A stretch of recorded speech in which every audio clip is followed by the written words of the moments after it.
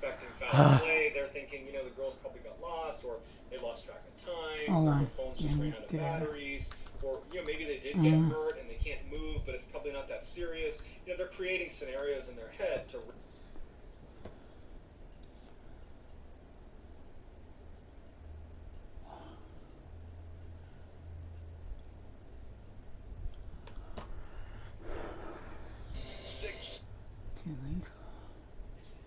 So a little while ago, I actually had a conversation with two people, Anya Kane and Kevin Greenleaf. They're a husband and wife team. They host a podcast called The Murder Sheet, and they are in this case super deep. Journalist and attorney, they have helped to uncover a lot of details, generate some serious leads in the case. They also got their hands on the leaked photos, the crime scene photos that created a big hullabaloo, and, well, I talked with them earlier today. Anya, that was such a surprise in the hearing today. I don't think that anyone really expected it. I don't know if you expected it, but do we think that what happened today was because of the photo leak that you were part of? The photos were leaked to you. Yes, I think to start off with, we definitely think what happened today occurred due to the leak, and that these were some of the repercussions or aftershocks of said leak. And as for whether we were surprised, I think we both thought that there was a pretty decent likelihood that the defense attorneys might be removed from the case, that could be a consequence of the leak, but I don't think either of us expected that they would be withdrawing themselves. And I'm so fascinated about the photos themselves, and I'm going to get to that in a moment. But Kevin, first to the process and how this happened. Like, first and foremost, this was a gagged case. There are plenty of pieces of evidence that we're not supposed to know anything about, and yet through a bizarre chain, the pictures came into your possession, you and Anya's possession. How did that happen? We were contacted by a source that we talked to before, and he sent us these images. And after we talked about it with him, he was pretty shaken about it. He was a little bit stunned that he had these. This is a father. He didn't know what to do. And as we talked about it and the gravity of the situation hit him, he said that we really should do the right thing, which to his mind was to go to law enforcement and give them full information about exactly where he got these images.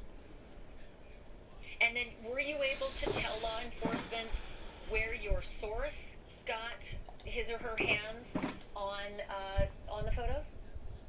Yes, our source provided us with screenshots of his interactions with the person who had given him the photos, and that revealed quite a lot. We reviewed it, and he basically gave that to us on the condition that we would take it to law enforcement. So when we reviewed it, looking through it ourselves, we realized that there's essentially a middleman between our source and the original leaker, and that the original leaker was a member, a former employee of attorney Andy Baldwin's law firm, and a close personal. Hold on a second, I'm gonna check them. Oh, fuck.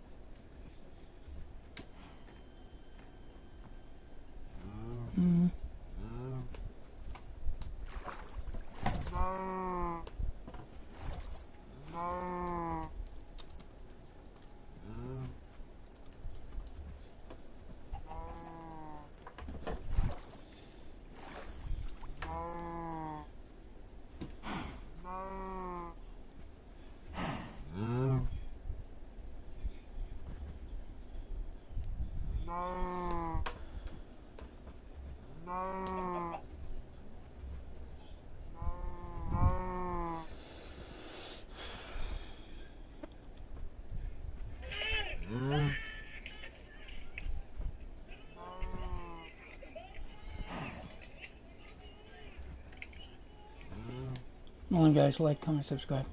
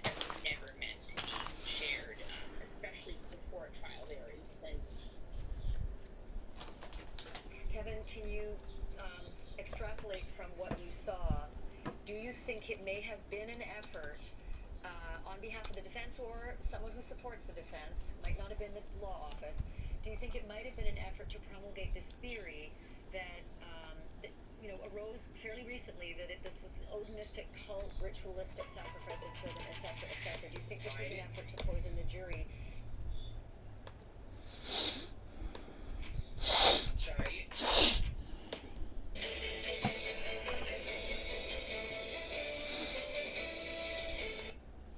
Oh, that's good, cool.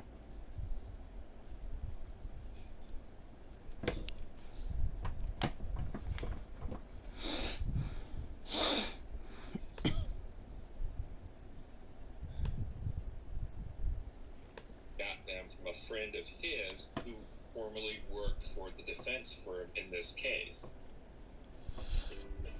Fucking idiots. No, get the fuck out of here.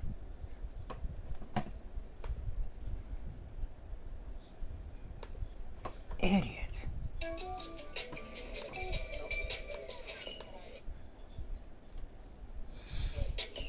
No. Fucking niggers.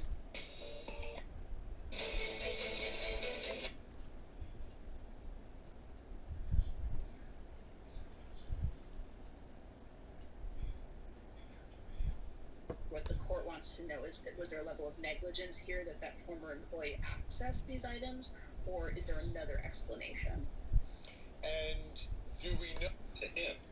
And as it turned out, he received them from a person we identified only in beforehand shouldn't have been done, and I do think the attorneys or whoever is responsible for leaking. in this situation, the lawyer has to have some sort of control of his office. There's no doubt about that. But I mean, how can you blame him for something that somebody did in his office? It's not necessarily their You can't fault. blame them. And as long as they don't have a head. It's just don't. It was an unseasonably warm February day in 2017 in the small rural town of Delphi, Indiana. It's not a place where you worry when you're... Alright, we are back. More Spider-Man 2. The support of this series up to this point has been massive, and I cannot thank you enough for making this one of the biggest series I've ever done. Like, I couldn't believe it when I uploaded the first video. So, much love to all of you cool where you stay, just keep a like support. And let's go ahead and get this.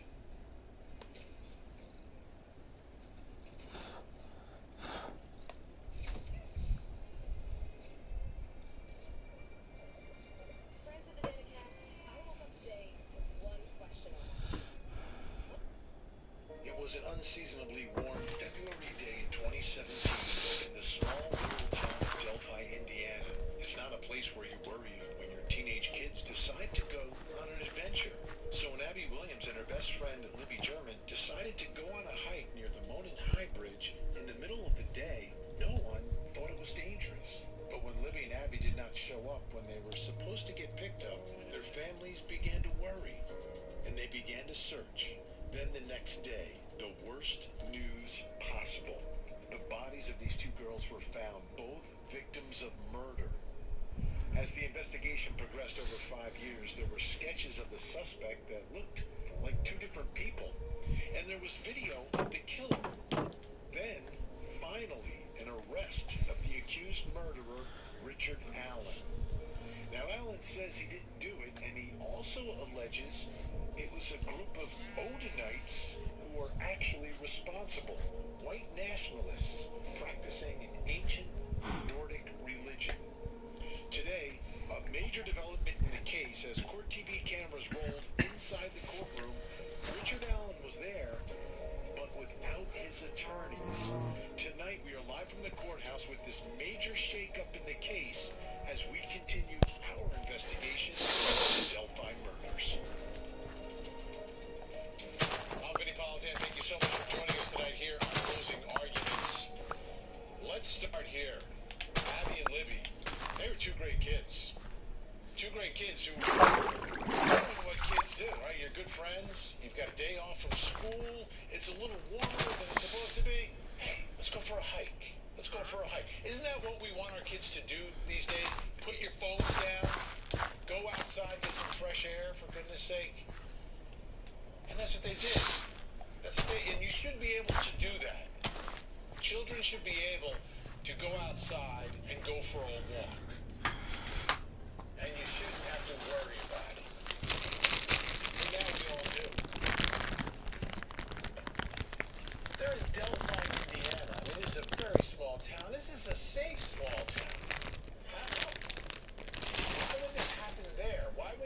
think for a second, even for a second, that there'd be trouble there. You know, it's a nice day. There's probably, some people out. We know that there were other witnesses who were there, so they weren't the only ones there. Obviously, the killer was there as well, but there were other people who were out and about that day. And this crime scene is so very disturbing. What happened to these girls and what they went through, and then what the final scene looked like. Now that crime scene will be significant in this case. We think what we've seen alleged by Richard Allen through his attorneys, that this was, from their perspective, some ritualistic killing, and obviously for prosecutors, it's a double murder. It's not a ritual, it has nothing to do with a cult or religion or anything like that. But what the scene looked like and how these two children appeared where they were murdered is some of the most important evidence in this case. There's photos of that crime scene, as there are any crime scene, right? The investigators get there, they look for the evidence, they mark spots, they photograph everything, sometimes they'll video record everything as well to preserve it for when and if they find out who's responsible and have to try the case inside of a courtroom. And you try to figure things out. You're examining the evidence, you're collecting the evidence while you're there, but you're also memorializing what the scene was like when investigators first arrived. So it's important evidence. Like I said, it's a very disturbing crime scene. So in this case, there's a gag order, no one's talking, but also evidence. And a lot of the motions and papers that were filed are all under seal for various reasons. One, the judge is attempting to preserve anyone being exposed to the evidence beforehand because they're all prospective jurors, and we see that in a lot of cases in different jurisdictions. Some jurisdictions you see and hear everything before the trial, but also to protect these girls and their families. So the crime scene pictures were sealed. Obviously the attorneys have access to it, but that was it. The attorneys and their experts. Those pictures were leaked. And we've covered that on this show. We spoke to some podcasters from Murder Sheet who will be back on tonight, who unsolicited received copies of these pictures. They deleted them. But that was a violation of the court's order, and something that I think really struck a nerve with folks in this small town in Indiana, and the judge and everyone else associated with this story. It struck a nerve. So there was a hearing that was called today, and for the first time in my history at Court TV, our cameras inside a courtroom in Indiana. Let's take a look. We are on the record in the state of Indiana versus Richard Allen, 08-CO1-2210-MR1. Thank you for your patience, ladies and gentlemen. Thank you, Mr. McClellan, Mr. Luttrell, for your patience. We had an unexpected turn of events, ladies and gentlemen. Earlier this afternoon, the defense attorneys have withdrawn their representation of Mr. Allen. Mr. Baldwin made an oral motion to withdraw. I granted that oral motion to withdraw, and Mr. Rosie will be submitting a written motion to withdraw, I'm assuming within the next couple of days. They have confirmed with the court that Mr. Allen's financial situation remains static, meaning he is continuing to be entitled to appointed counsel. I will reach out to others to make that appointment. As Mr. Allen is now without counsel, I've ordered him transported back to the Department of Correction. Mr. McClellan, I know that we have already scheduled a hearing in the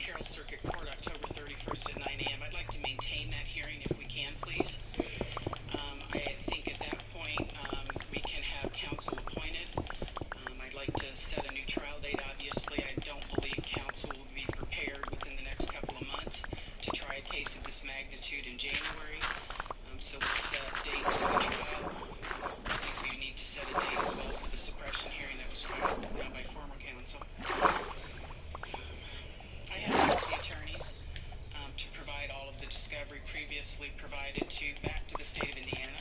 I know he entered a protective order on the discovery. Honestly, I don't remember when that was. I think it was in April of this year, perhaps, maybe sooner. But the attorneys have been ordered to provide all of that discovery back to the state. And if you would maintain that until such time as it can be turned over to successful counsel, I would appreciate that, Mr. McClellan. I've also asked the defense attorneys to cooperate with successor counsel. They're required to do that, but I think that they will in the best interest of Mr. Allen. They're not required to provide any of their work product, but they will be required and have indicated that they will cooperate with successor counsel. So, obviously, without counsel, Mr. Allen's hearing cannot proceed. I apologize that I know many of you have been waiting for several hours. I know, Mr. McClellan, you and your staff, and you had some witnesses here that came earlier to have the hearing, but clearly this is outside of our control. So, is there anything, Mr. McClellan, that you'd like to state for the record? No, Your Honor, I think we can address the other issues at the October 31st court date. All right. With that being said, then, we are in recess. Thank you. I'll see you in October.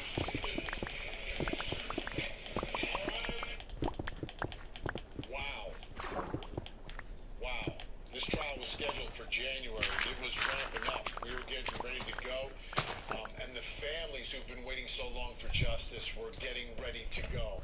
And I'm sure Richard Allen, who believes and says he's innocent, was getting ready to go. I don't think it's going to happen. Let's go straight out to Court TV crime and justice correspondent Matt Johnson joining us live from the courthouse, the beautiful courthouse, beautiful courtroom in Fort Wayne, Indiana. Matt, great to see you tonight.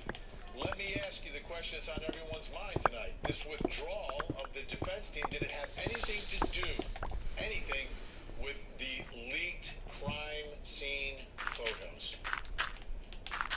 Vinny, always great to see you. And you know what? That is what's on everybody's mind. Here at the Allen County Courthouse behind me, they didn't say as much today. The judge didn't. Everybody else is under gag order, right?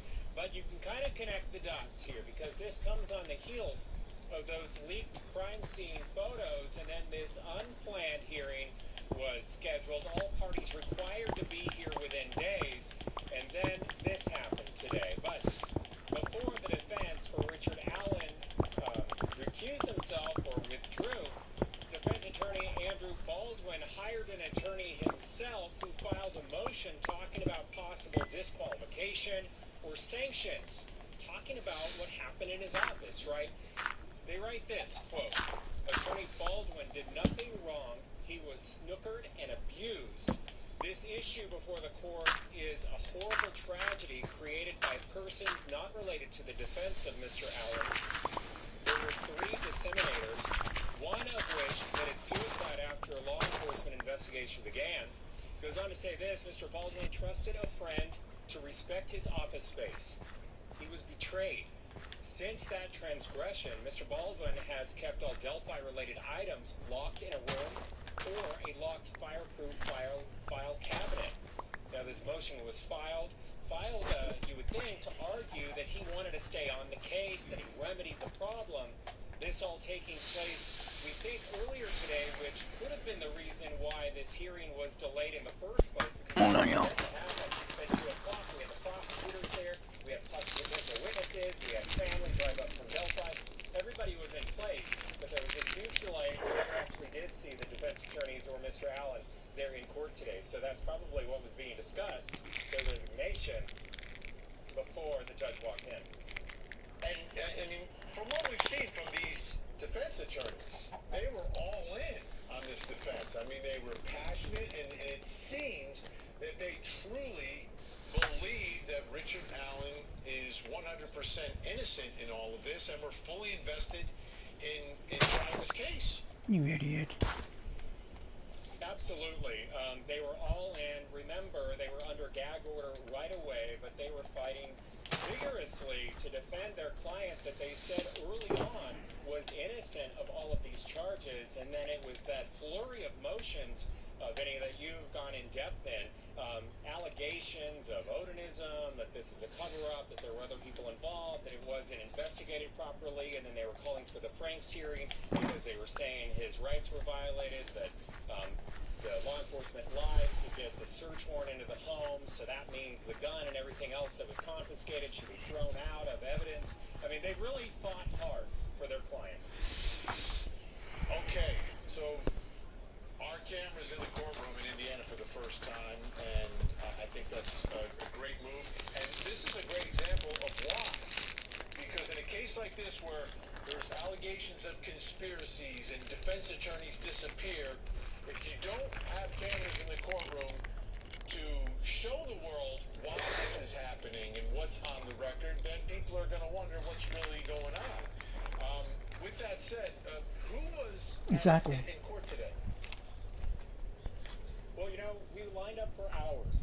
So you had podcasters and YouTubers, and you had journalists from all across the country and all across Indiana here and waiting for several hours to get one of the 90 or so spots in the gallery today. And the first couple rows was only for family members. So you had Libby and Abby's family members, you know, represented there. They go to every hearing. They wanted to see what today was going to be about, what was going to be discussed, what could come of, you know, the discussion of those possible leaked photos. But they couldn't talk after this big bombshell today because, again, they remain under gag order. They left very disappointed. But we were able to talk to a couple trial watchers, as I call them, and here's what one woman had to say. Take a listen. Very disappointed. However, just talking to some other attorneys and people local that have been following it very closely as well, it doesn't seem to be much of a surprise that they've recused themselves officially from it. So, very disappointed from my standpoint. However, it doesn't seem like it's that shocking to most at this point. And Vinny, there's been a lot of questions about how Alan is looking. What was he going to look like in court? This would have been our first time, obviously, to see him in any of the proceedings. Remember, his first court appearance was kept secret. It was 1 year ago on Halloween when there was that big news conference when they said, we're looking for answers. Today is not that day. We didn't learn a whole lot then. And today we were going to try to see if he was going to be dressed in street clothing, if he was going to be dressed in the coveralls from the jail, from the prison. We were going to see his appearance. Remember, he lost a lot of weight. His attorneys were also fighting throughout the year to try to get him removed out of the prison. So we were going to look to see what he looked like. But he was never even brought into the courtroom. You know who we did see was his wife. She left the hallway from behind where the judge walks in and the doorway that he would have been brought in. She came across where the jury box is, and she was full of tears. She sat down for a moment, then she was escorted out. And then after that, my heart goes out to that wife. Was that announcement by the judge that he no longer had representation. It's really shocking.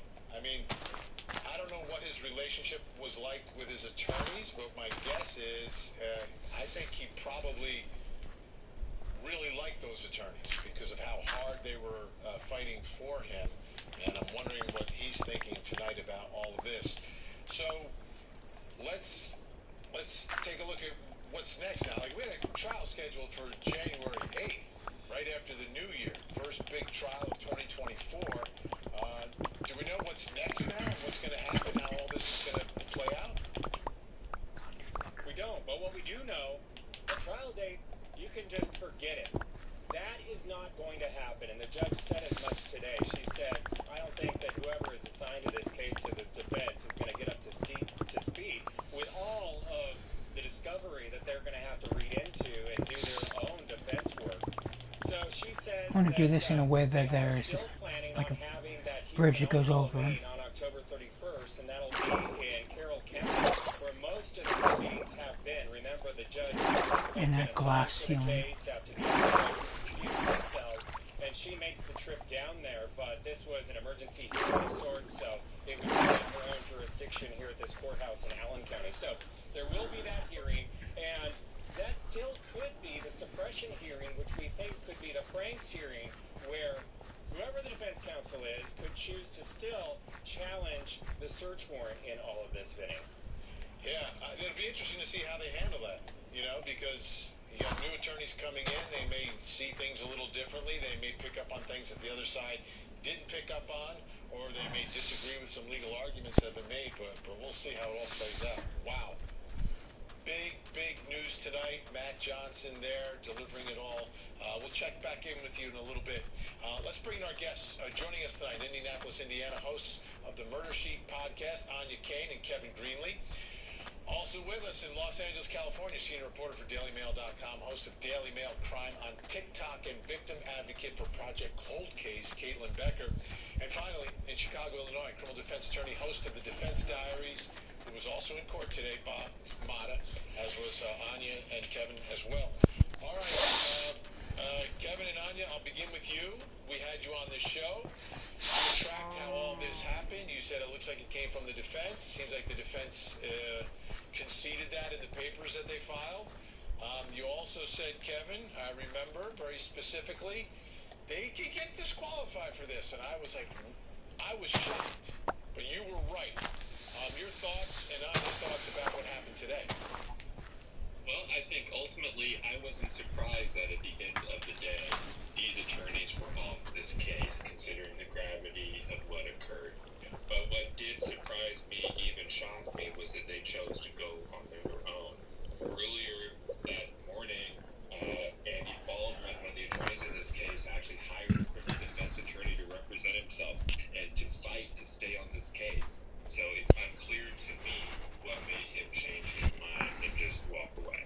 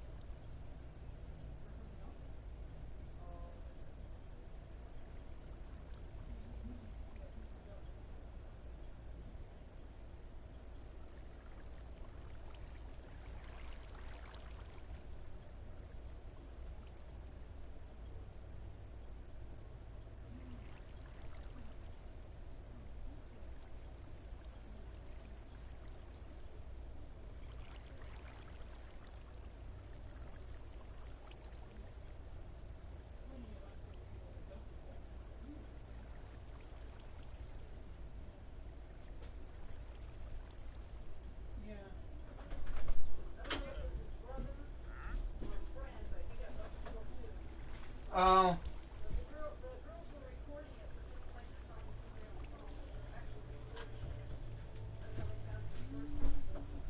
They should have taken off. Hold on, hold on.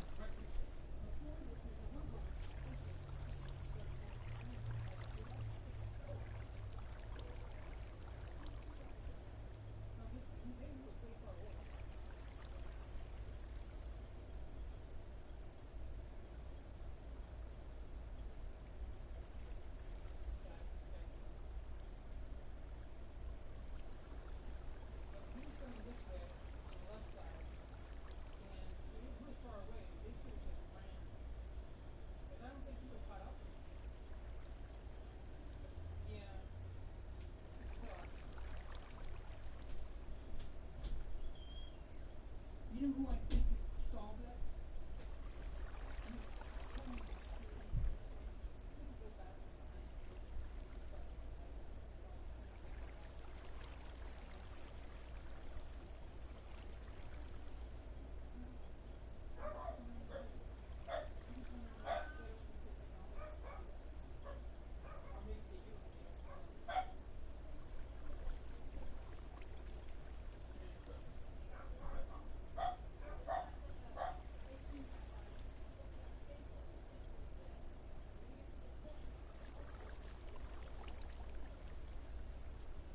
Which case is that?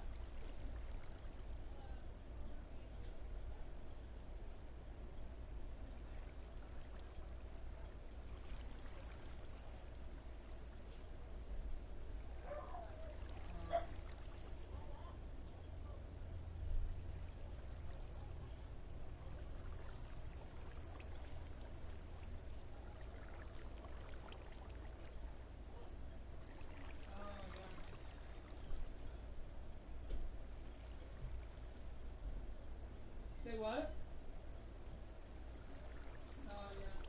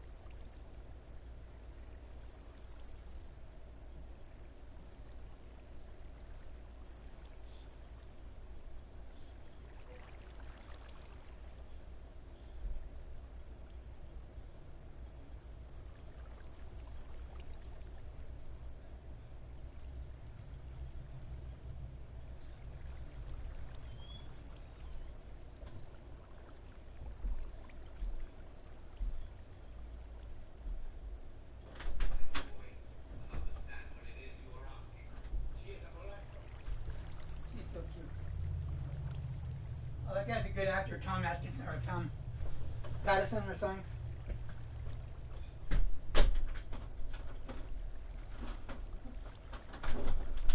Or Wilkerson or something. He was on the movie Patriot.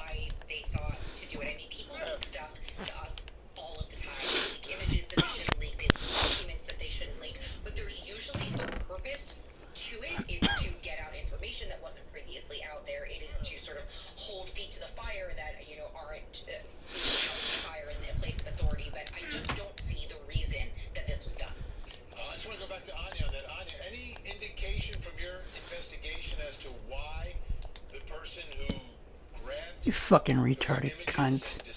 I'm gonna beat you fucking idiots, stupid asses. Fucking dumbass mojang cunts. Yeah, it's such a good question, and it's unfortunate because in this situation we don't really have an answer about an ultimate motive. We can say in the communications that we saw between people who are not the original leaker, but who kind of got it down the line, there seems to be some sort of sense that, it's kind of a combination of morbid curiosity, but also, like, we need to put out this because, it could prove the defense's theory is more credible with the Odinism, and, here's how the crime scene looked. So, I don't think that this was coming from the defense attorneys. We've seen no evidence of that whatsoever, but I think it was a situation where you had people just put stuff out there that they shouldn't have, and then it just spirals out of control because as we all know, one person leaks to one person, and then that person leaks to two, and unfortunately we've seen that where this is just kind of...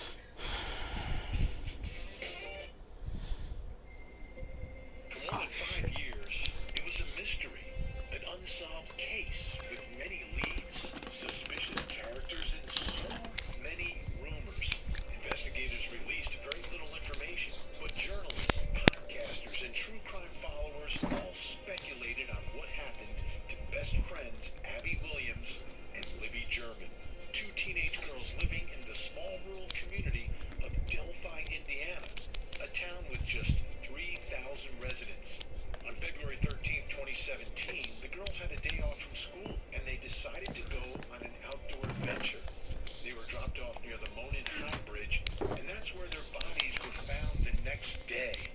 More than 5 years later, Richard Allen was arrested for the murders, but he is claiming his innocence, and the defense has their own theory of the case. A group of white nationalists who practice the ancient Nordic religion of Odinism murdered the girls in a ritualistic killing.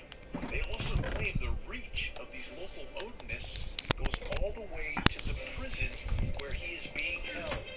Tonight, we take a look at this alleged Odinistic conspiracy from the scene of the murders to the suspected killers to the prison and the guards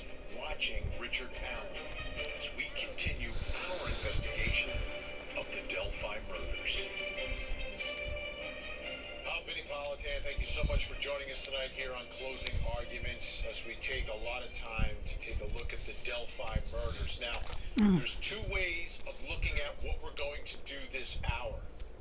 Two ways to look at it. Number one, the defense is alleging all of this, okay? So it's the defense who is making allegations relative to this Odinism. Two ways to look at that. One, does it just kind of raise a doubt as to what's really going on here, right? And that's a tactic that is used by criminal defense attorneys in every criminal case that we cover, right? There's some way that they're trying to, they always say, muddy the waters, right? That's one way to look at what we're going to go through tonight. The other way to look at it is this the truth? Is this what really happened? Is an innocent man being charged with murder? Now, from my perspective, especially at this point of everything, actually all the time, I'm concerned with what the truth is. What is the truth? So we're going to go through this Odinism to figure out what exactly it means relative to the truth. Not like, oh, yeah, it could really, mess up the prosecution. No. Tonight we're going to try to figure out the relationship of what they are alleging to the truth of what happened to these two girls. And this is it's a horrific case. We know that. This is terrible. Terrible what happened to Libby and Abby. The murder scene was strange. There were things at this murder scene that were a little bizarre. Perhaps staged. Perhaps a ritual. Whatever it was, this was not a normal... I don't want to say... There's never like anything that's normal when you talk about murder. How did they die, though? though? It's not someone is killed and then the killer just gets out of there. And the body is just left wherever it was. There was something that was done at that scene afterwards. And then the clothing, all of it. It was strange. And the question is, what's the significance of all that? We're going to dive into that tonight. Richard Allen is saying I didn't do it. He's saying the Odinists did it. I mean, it's a clear finger they are pointing in this case. And we're going to take a look. We'll take a look at the scene. We'll also take a look. We won't name anyone, but we'll take a look at the people that he's pointing the finger at and what circumstances surrounding those people that have the defense alleging that Richard Allen is innocent and these other people are guilty of this horrific murder. And then we've got to take a look at what's happening in that prison where he's being held. He's alleging that he's got some prison guard pagans who are practicing Odinism. Are pagans who are practicing Odinism. That it's not just the murder scene, it's the murder scene, it's the killers, and it's the people who are guarding him inside the prison. So we're learning more this week. We've got to take some of these pieces and figure out, is it a case where there's just a little trace of truth to it and then it's kind of being expanded out, or is there something to this? Because again, this is a case, took 5 years to get to this point for an arrest. But now the defense has turned around and said, well, wait a minute, this is something completely different. So let's begin at the prison, because this is the latest stuff and information that we've gotten, because we've got a response from the prosecution and the prison guards themselves. So the defense in the memorandum is alleging that members of a pagan Norse religion, Odinism, predates Christianity, hijacked by white nationalists. So it's an actual religion, but it's been hijacked by white nationalists who ritualistically sacrifice Abigail Williams and Liberty German. That is clear. That's what their allegation is. That's who did it. The evidence shows that during his pretrial incarceration at the Westfield Correctional Facility, Richard Allen has been monitored, intimidated, and mentally abused by correctional officers who are also members of the Odinite cult. Well, how would he know that? Here's the allegation. These Westfield Corrections officers boldly wore patches patches on their Department of Corrections uniforms that proclaim Black and red is a cool color "In combo. Odin we trust," along with another patch displaying symbols of Odinism, the interlocking triangles. Big allegation, right? On their uniforms, they are wearing these Odinist symbols and being very bold about it. So what was the response from the prosecution and from those prison guards? We've got that for you tonight. The state's response was, and again, we're not naming any of the corrections officers here, that both Sergeant X and Sergeant X have worn patches that refer to Odinism. That those patches reflect that Sergeant Unnamed and Sergeant Unnamed's religious beliefs are not associated with any kind of cult. So they are Odinists? That's what I'm hearing. Now, affidavit from each of these correctional officers. We begin with number one. I have been an acting supervisor in APOD, where the defendant is housed since late February, early March 2023, that I do not practice Odinism, and that Norse paganism heathenry is my practicing religion. So it's a different form of paganism. I guess Nordic, because it's Norse, right? Heathenry, not Odinism. I don't know the difference. I'm sure there probably is a difference. You know, there's a difference between Roman Catholics and Greek Orthodox and other types of Christians. I get it. But it's still interesting. Now, here's the big one.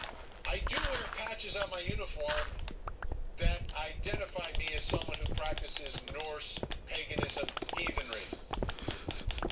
The patches are real. The patches are real. But says I am not part of a cult. I am not part of a radical hate group. I have never had a one-on-one conversation with the defendant where I tried to influence him in any way. Correctional officer number two. I do not practice Odinism. I do wear patches on my uniform that can be, but are not associated with Odinism. Can be? So it's an Odinistic patch that, yeah, you could look at it that way, or you could look at it, I guess, a different way. Right? I guess if someone was wearing a cross, you could say, well, it's a T. It wasn't a cross. I don't know.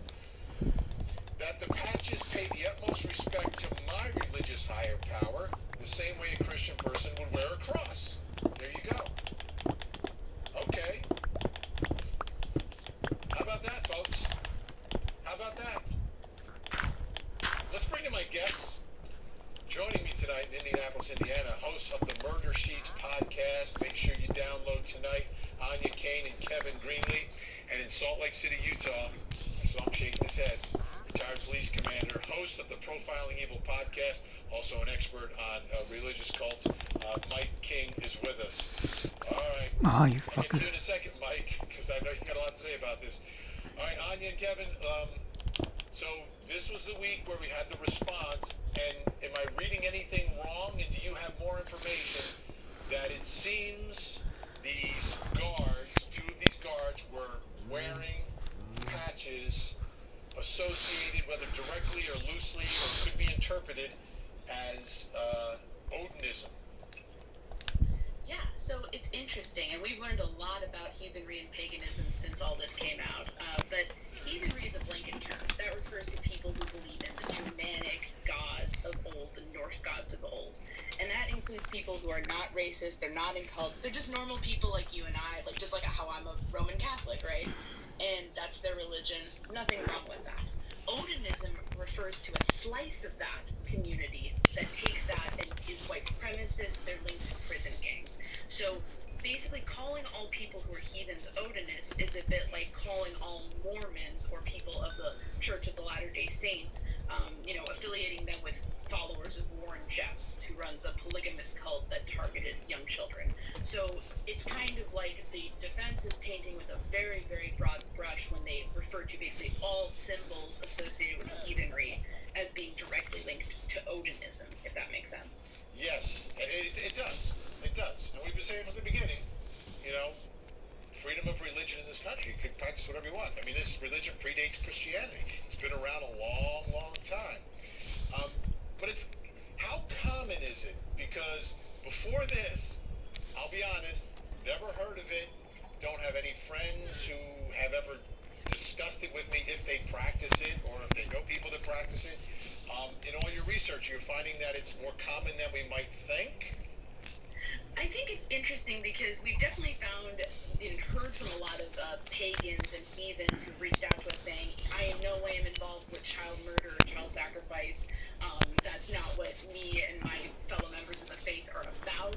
So we've definitely heard more about it now just because it's being sort of targeted by the defense in their, scheme of a grand conspiracy involving Odinists across the state. And so I think it's probably a little more common than we might think. And again, most heathens are very normal, just nice people. Odinism, the sect, the kind of side of things that aren't so nice, that is white supremacy, criminal gangs, prison gangs. So that is where you actually do get people who are, maybe more, concerning, I suppose.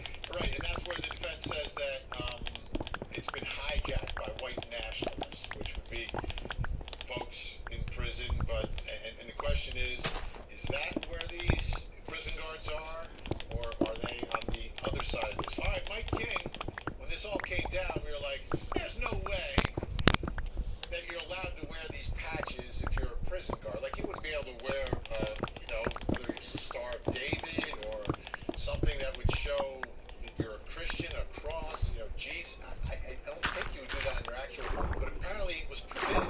So what are you taking away from this tonight, Mike?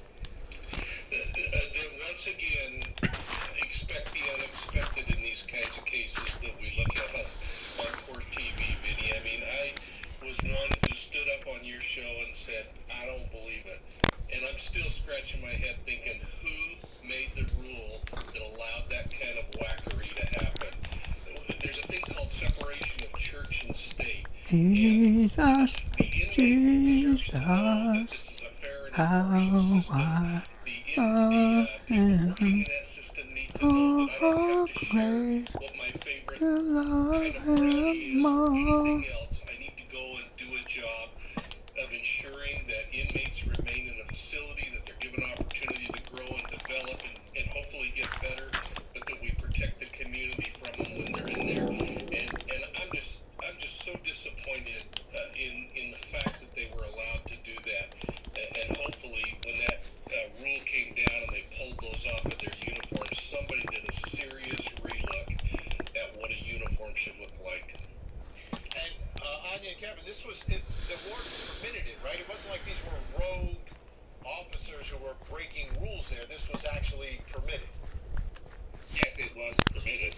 And in fact, one thing that was interesting in these new materials that came out is that it was also emphasized that these two guards happen to have very good records. They don't have records of abusing prisoners. They certainly don't have any records of threatening prisoners or trying to coerce them into making certain statements. So I think it's pretty clear that it was against the rules, the guards would not have been wearing the patches. All right. Got some more to share with everyone tonight, and the reason why this is extremely significant is part of the evidence against this defendant is a confession. Take a look. On April 3rd, 2023, Richard Allen, and he's in prison at this point, made a phone call to his wife, Kathy Allen. In that phone call, Richard Allen admits several times that he killed Abby and Libby. Investigators had the phone call transcribed, and the transcription confirms that Richard Allen admits that he committed the murders of Abigail Williams and Liberty German. He admits several times within the phone call that he committed the offenses as charged. His wife, Kathy Allen, ends the phone call abruptly. So then the defense said corrections officers were within earshot of every conversation between Richard and his attorneys, and even between Richard and his wife, close enough that Richard would have to be worried about any conversation with his attorneys and with his wife being overheard by Sergeant Blank and Sergeant Blank or other corrections officers. Corrections officers even required that Richard Allen be positioned facing the window where the corrections officer was videotaping the attorney visits with the handheld camcorder. Richard would therefore not be able to privately discuss anything with his attorneys, such as, quote, "The guards are telling me that my wife and family will be killed unless I call my wife and tell her that I killed those girls." this is the significance of all this, because he's saying, or the defense is saying, this confession to my wife was made under duress and direct threat by these officers who had been wearing those patches.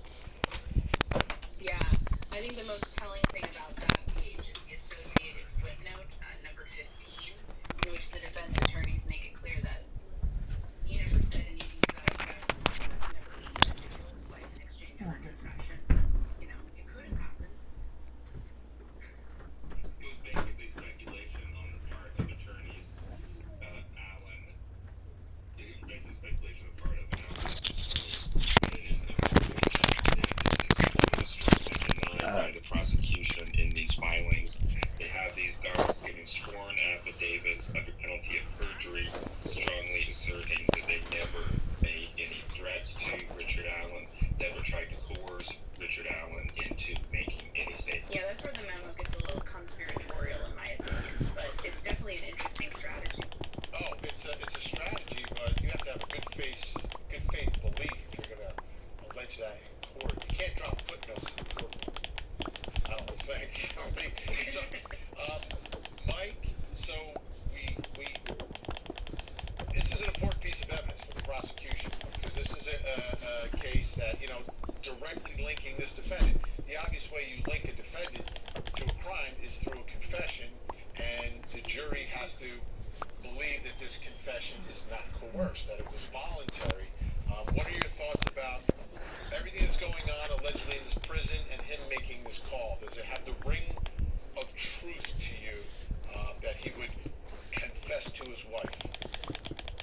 Yeah, it does have a ring of truth to me that he would confess, Vinny, and I think back to one of your guests who talked about the stressors that are on inmates and the need to kind of cleanse at certain points throughout the incarceration period. I think this thing's going to really boil down to transparency and what protocol is in that facility. Is he being treated differently, and do they have a reason to justify him being treated differently, or is this the way that every inmate is being treated in there? And boy, I agree with Anya and Kevin on this concept of the defense merely bringing up, hey, by the way, this could have happened. Well, aliens could have beamed into his room and said something too, and I just think it was really inappropriate. Again, I have to keep pinching myself and saying, wait and see as more evidence comes out, because this case keeps just surprising me day after day. Yeah, the only way that gets in front of the jury is if Richard Allen gets on the witness stand. To me, that's the only way, right? It's the defense could potentially put it in their opening statement and then hide behind attorney-client privilege, as the good faith basis. I've seen that done successfully in trials, but to get it in front of the jury, it has to come from Richard Allen, because he would be the one that's receiving the threat. And maybe, I don't know why the defense would put it out that way, but it could have something to do with attorney-client privilege and not wanting to reveal or get locked into anything that he may or may not say if and when he chooses to testify. We shall see. All right. Here's the good news. Ed King is staying with us, but Anya and Kevin are taking off. It's the Murder Sheet podcast. Download it. Everything we do here in even greater detail all the time. Great to see you, Anya and Kevin. All right, Mike, you don't go anywhere. All right, when we come back, we're going to go back to the scene, folks. We're going to take a look at the scene, plus coming up next time. In Sarasota County, Florida, the Take Care of Maya trial continues as Maya Kowalski takes the stand with extremely emotional testimony, telling the jury what it was like to be taken from her family and isolated in a hospital. I would say most of my depression would be revolving around my mom's death and then being taken away and being held at Johns Hopkins All Children's Hospital. And I constantly think about those 3.5 months.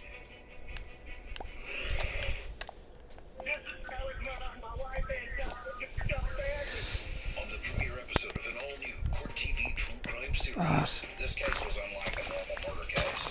Isn't that their dad? No father could do that to his son. No Murdoch could do it to a Murdoch. He has a long history of deception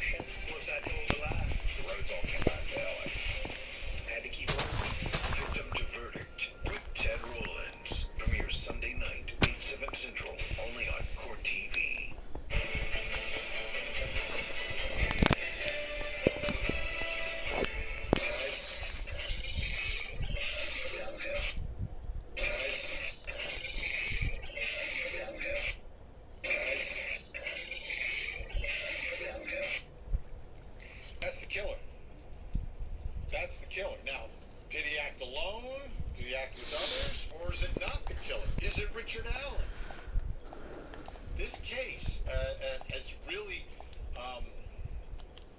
taken on a life of its own at this point. You know, it took 5 years. 5 years, nothing.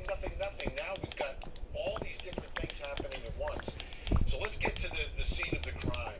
And we have put together this graphic that is based upon the description from this defense filing, this defense memo. So you have Libby laying flat on her back, her left arm stretched above her head, touching the base of the large tree. Her right arm was placed along the side of her body. A large branch was placed on her left shoulder. The branch extended above Libby's head and below her legs. 2 smaller branches formed a V where her legs joined. Both sides of the V extended upwards towards Libby's head. The branch extended across Libby's body on a line from the right shoulder to the left shoulder. Then we go to Abby, just feet away from Libby. At an angle, Abby's legs are feet away from Libby's legs, their heads just a few feet apart. Abby was on her back, elbows bent with her arms placed on her chest. Abby's left hand and arm were the left side of the face, right hand and arm near the right side of her face. Left leg was straight, right leg was bent at the knee. Her bent right leg was under her left leg. 3 tree branches placed on top of Abby in the shape of an asterisk. Above Abby's head, smaller sticks placed over her hair, crudely mimicking horns or you fucker. antlers. Okay, that's the scene. Let's bring in our guest still with us, retired police commander, host of the Profiling Evil podcast, Mike King. In Orange County, California tonight, investigative producer and author of Forest for the Trees, Chris Todd is back with us. And finally, in Jacksonville, Florida, retired FBI Special Agent Jennifer Coffendoffer is with us. Okay, great to see everyone. So, we've got these prison guards allegedly wearing these patches. Now the allegation is that this scene is ritualistic in nature. Chris Todd, what are your thoughts about this scene itself? There's a lot of strange things going on here. You were not doing that shit, get over here. So That's just what to I get bought, my bitch tidbit ass out bullshit. tonight is now the discovery files being leaked. So now supposedly the real photographs of the bodies are being leaked to podcasters. So that's the latest thing that I'm getting flooded with over the last 48 hours. So wow. Yeah. So I'm not going to comment too much about it, but from what I'm sensing is when people talk about the sticks and the shapes, I'm basically getting some people are like, oh, it's a ritual, and I'm getting some people being like, oh, it looks like they're crudely buried in a very dark manner. So there's something there for sure. So it seems, Jennifer Coffendoffer, what we may have here is one of those like ink blot tests, right? You put it out there, some people see something, some people don't see something. Depends what you're looking for or not looking for. That's right. Sorry, Vinny. Yes, that's right. I think that those sticks really probably serve to try to mask the bodies and cover them up. But the way they were laid, it made these antler shapes, it made these formations that the defense is saying, look, this is an Odinistic style burial, if you will. And that's what they're running with. Like you said, their ink blot says Odinist. Mine says covering the body. Mike King, you studied religious cults, the way they act, the way they do things. Oh, you fucking idiot. No, cunt. Get over there, god damn it. Have you ever heard of like a ritualistic killing done by one person? Or is it done by a group? When they're doing it as a ritual, as some sort of a sacrifice? Oh, no, absolutely. There are individuals who have committed ritualistic crimes. Sometimes that can go as far as even a predator who takes someone and they know that victim, for instance, is religious in nature, and they will use that against them. They will tell them, I'm going to kill your puppy if that's what's important to him. If you tell anybody, somebody else may say, God's going to condemn you forever. And individuals absolutely have taken lives and done ritualistic kinds of things. There are a few examples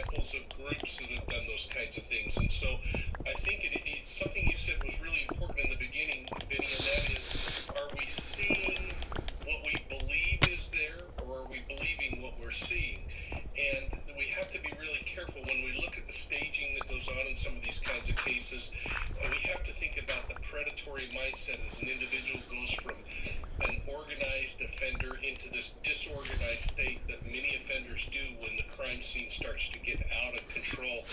And then we start seeing experimentation and all kinds of goofy things happening in these kinds of cases. So we can't read too much into this until we start looking at the totality. And like our other guests have said, we don't know what this really means. We haven't seen the photographs. I hope we don't see the photographs, and I hope that do. We all are. Once it goes on the internet, everyone's going to be able to see it. Scares the wits out of me, Vinny. People shouldn't have to look at that. And frankly, we don't know. It could be somebody trying to cover them up and the sticks fell in the right places, or it could be very ritualistic in nature. So, Chris, I mean, you investigated this story, and now we're hearing about Odinism, heathenry, this Norse paganism. Did you come across that? Was it something that hey, there's like this thing that's going on out there? Because the picture the defense is trying to paint, so you got prison guards doing it. You've got this ritualistic scene, and then we've got specific people who are practicing all of this. Did you come across any of that before the defense kind of laid all this stuff out?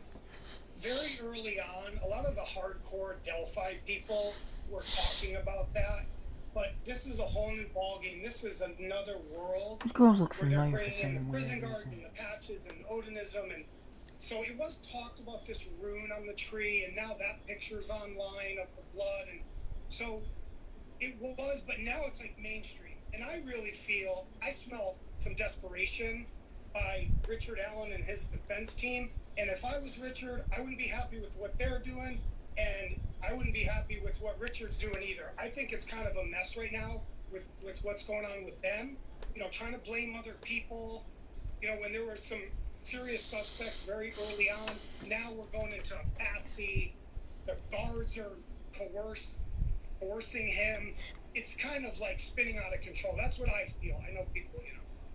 No, this is what we're trying to understand tonight. It's exactly what I mean. So, you know, Jennifer, sometimes in a trial there's always two sides, and right now we've got, you know, the allegations, we've got this defense response, and I say, well, what would be in the middle of all this? Like, is it possible that, do we know anything about Richard Allen's background?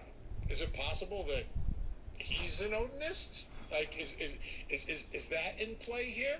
And then this becomes a good cover because, all right, there might be other Odinists out there, and like the scene has some ritualistic aspect to it. Or what does this scene strike you as? Does it strike you as a crime of opportunity, something that was pre-planned, or is it a case of some sexual deviancy? What do you venture is happening at this scene?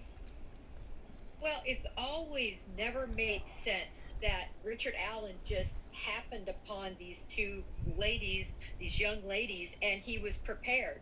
He had a knife, he had a gun, and, you know, was he hunting for victims, or did he just happen upon them?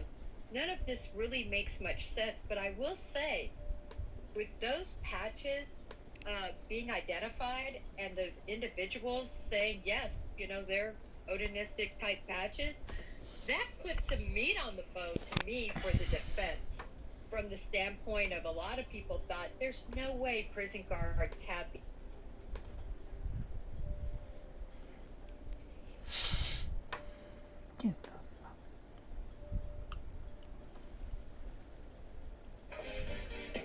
With eBay Authenticity Guarantee, it's checked by experts. Every stitch, gem, and logo. So you'll always get that feeling of real. Thanks for inviting us in. Tonight, a leaked document for the early days of the Delphi. New details that were never. I can't really wrap my emotions around it. It's just so mind-boggling. I haven't really caught up. It hasn't caught up with me. But recently, the podcast Murder Sheet obtained the sealed warrant. In the request, the FBI agent wrote, "I believe there is probable cause to believe that Ronald Logan has committed the crime of murder, and the evidence of that could be found on Ronald Logan's property." The agent then went on to detail why, saying Logan asked a relative to create a fake alibi. Posters remain in many downtown windows. Not to jump to conclusions, when new details are released. You know, I can't make speculations and I can't say who did or who didn't. You know, it's one of those things that, once again, we're a community.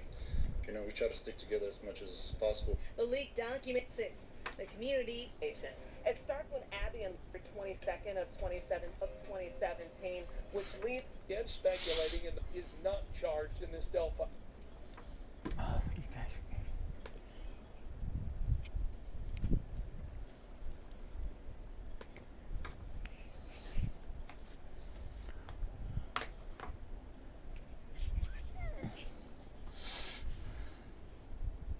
What?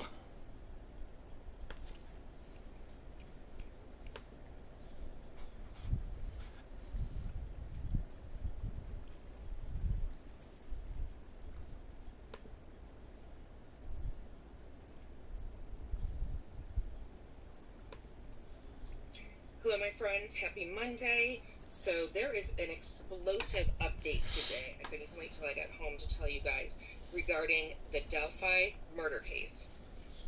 This update is so huge that it could actually derail when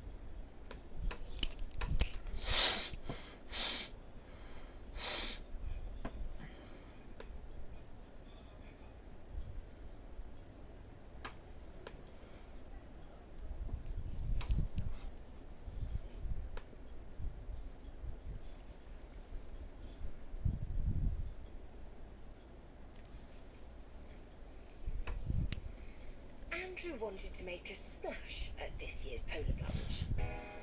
So he saved big on a laser hair remover at Amazon.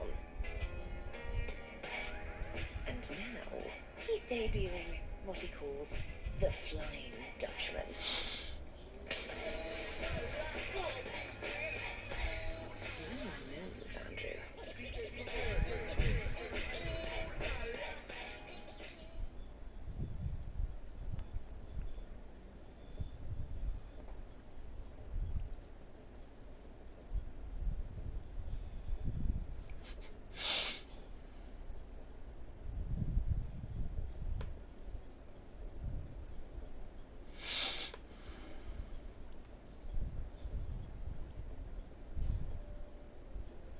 What? I wish for the amazing new iPhone 15 Pro. Get the fuck out of here with that shit.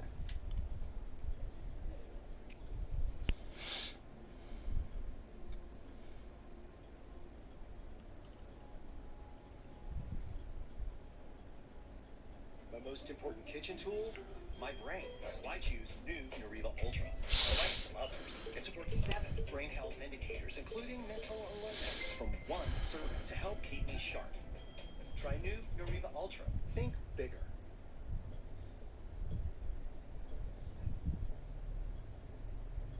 Beyond, there's many probable cause arrests in connection with the leaked document probe. Documents probe.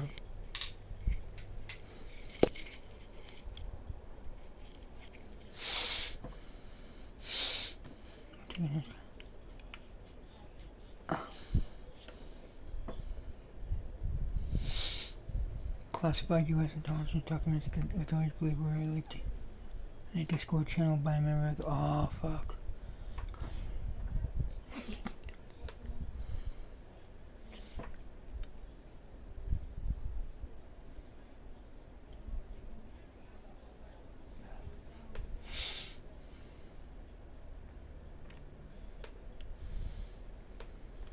These sorts of guess what? They did. And what's also interesting is just because you don't have a patch doesn't mean you're not Okay, guys, I'm voted. back. And how did Richard Allen even know what those patches meant? He knew. Why did he know? That's a great point as well. All right, stay where you are, everyone, because when we come back, we're going to talk about those specific suspects. We're not going to name them. We're just going to give them numbers. But the defense has named them in this memorandum, and we're going to talk about the evidence that they say implicates them as the killers. I've worked hard all my life. I've gone from being a local reporter to becoming a law student to then even going on to teach other lawyers, all before I came to Court TV. As a journalist, lawyer, and teacher, I learned the secret to success is speaking in your authentic voice. And I bring that lesson to my show, Opening Statements, every morning on Court TV. Opening Statements with Julie Grant. Weekday mornings at 8, 7 Central. Only on Court TV.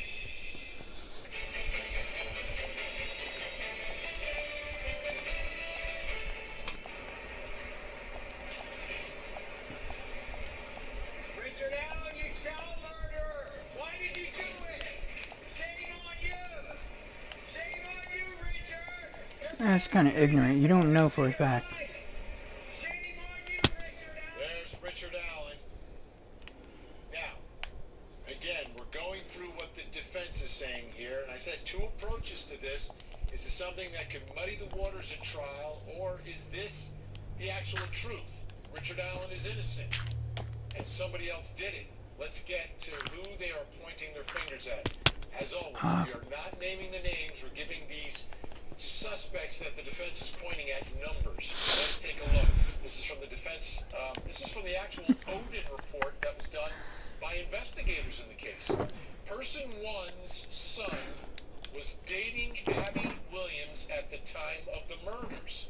On February 17th, 2017, Dating. the FBI interviewed person one at the Delphi Police Department, and person one said the following. His son was 16 years old and was a friend of Abby. Person one stated that he visited Delphi every weekend to hang out with his friend, person two. So When person stupid. one would go to person two's house in Delphi, he would bring his son. Person one believes that is when his son would contact Abby. Person one said he and his friend, person two, started a, quote, tribe of Asatru followers. They had meetings at person two's house on Sundays and have 5 or 6 regular members. Asatru is interchangeable with Odinism. Person one's ex-wife told investigators when person one was intoxicated, he told her person one and person two got into a fight while near a river in the woods conducting a ritual. One of them did something the other no longer agrees with, and they no longer talk. She said the river was near person two's house.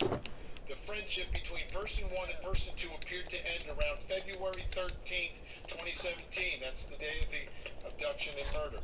The girls were abducted February 13th. Person two's home was 3.1 miles, or a 7-minute drive to the entry point to the area where the girls were murdered. And that's from part one of the Odin report. Let's bring back our guests, Mike Kane, Chris Tide, Jennifer Koffendorfer.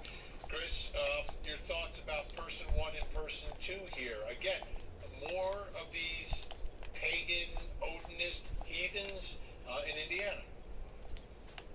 Well, I have a photo of the son with supposedly he was dating Abby, actually, and I know who they're talking about, his father, which we're not saying. Shame on the parents for letting their kids date like that. So stupid. And like Nick McClellan said, the prosecutor says this is colorful, but lacking any basis of truth, right? And very unprofessional. So he's already stated that too. So again, we're starting to pull in this conspiratorial angle. And also, they mentioned one of these gentlemen supposedly has the mental capacity of an 8-year-old. Okay, that's in the Frank's motion. So this is the circus that we're creating with these guys. And I don't know if we're making them famous or we're making them infamous. I don't know what's going on, who's on the ground there. No, we're not doing that shit. Get over it. Jennifer Koffendorfer, your thoughts about person 1, person 2, also allegedly practicing this rare, unusual, pre-Christian Nordic religion. Well, again, Benny, now we're seeing, again, a little bit more meat on the bone, that this just isn't some fantasy or something that isn't really practiced anymore, that they actually had meetings, that they came together, and then certainly this fight that occurred at this time frame, could give someone pause. I think the defense is just merely trying to establish some sense of reasonable doubt in this case, and it's building. The building blocks are coming along for them. All right, fasten your seatbelt, Mike King. Here we go. This is from the Odin Report Part 2. On April 7th, 2017, person 1 posted a photo of his hand marked with a rune resembling the formation of sticks found on Abby's body. Trooper Purdy learned person 1 was an Odinist and looked at his Facebook page where he saw a photograph of 2 girls apparently lying on the ground of the forest, posed as if they were dead with tree limbs arranged over their bodies.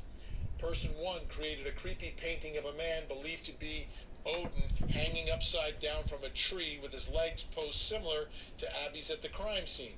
This painting also contains 2 hidden Easter eggs, including a red F rune at the base of the tree, just like the F rune painted on the tree at the crime scene. A video from February 2016 seems to show an Odinite ceremony. The ceremony is being filmed by person 1, and towards the end, someone who appears to be person 2 uses his hand to make a marking on a tree. Person 1's Facebook page links him to person 3 in Rushville, Indiana, different part of the state. A witness told law enforcement that on February 14th, 2017, person 3 told her he was in a gang, had been on the bridge with 2 girls that were killed, and that someone named Abigail was a pain and a troublemaker. In 2018, law enforcement gave this witness a polygraph test to determine if she was being fuck you. about person 3's alleged statements, and she passed. Person 3 was asked to take a mouth swab for DNA testing. He then asked the trooper what would happen if his spit was found on one of the girls at the crime scene. Mike King? Yeah, I mean, that's great for the defense to be able to create doubt and question in the mind of a jury, and all of this is certainly for that purpose. The thing that is going to be interesting in my opinion, Vinny, is whether there are other corroborating things that back these up, because there are numerous cases where people have shared insider information that is leaked out, and they purported that they had some kind of inside information. We see it in some serial killer cases. I remember Robert Ben Rhodes, how offended he was that somebody was getting credit for his murders. Same thing happened with BTK when somebody got wind of some of the things recovered in the investigation and then used it to confess. And you think, how would anybody ever confess to something like this? And frankly, it's just some people have such mundane lives that this is a way for them to have a form of legacy. But how do you discount the kinds of information that's coming forward? And I just hope that the prosecution has solid information that helps them say we've excluded that because of these things. All right, everyone stay where you are. We're doing a little change here. We're going to go into some overtime here. So, Chris, Jennifer, please stay where you are. We're going to continue our discussion because I want to know about these Facebook links and any sort of connection to Odinism here. This stuff is scaring me. This is scaring me, especially if I'm a prosecutor in the case. But I'm not feeling like we're proving someone else did it. But stay where you are. Coming up next hour. On the docket tonight in Dedham, Massachusetts, Karen Reed has been accused of murdering her police officer boyfriend, John O'Keefe, with her car.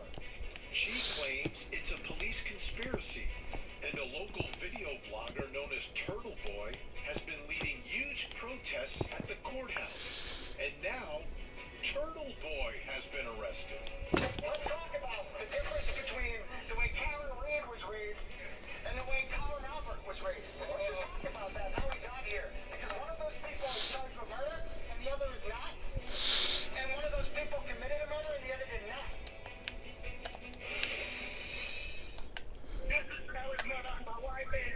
On the premiere episode of an all-new Court TV true crime series. This case was unlike a normal murder case. See that there, Dan? No father can do that to his son.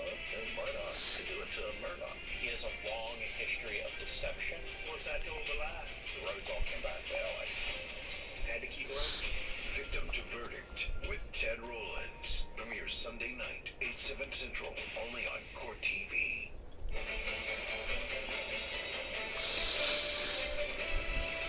Welcome back. We're talking about the Delphi murders. Our guests are still with us, and I want to break this down. And Chris, I'll begin with you. Looking at person one, Facebook posts predating the release of any of this information. Person three, alleged confession. Person three is the one described as having the reduced mental capacity. Person two is the one who's living near the murder scene 3 miles away, but is having these rituals.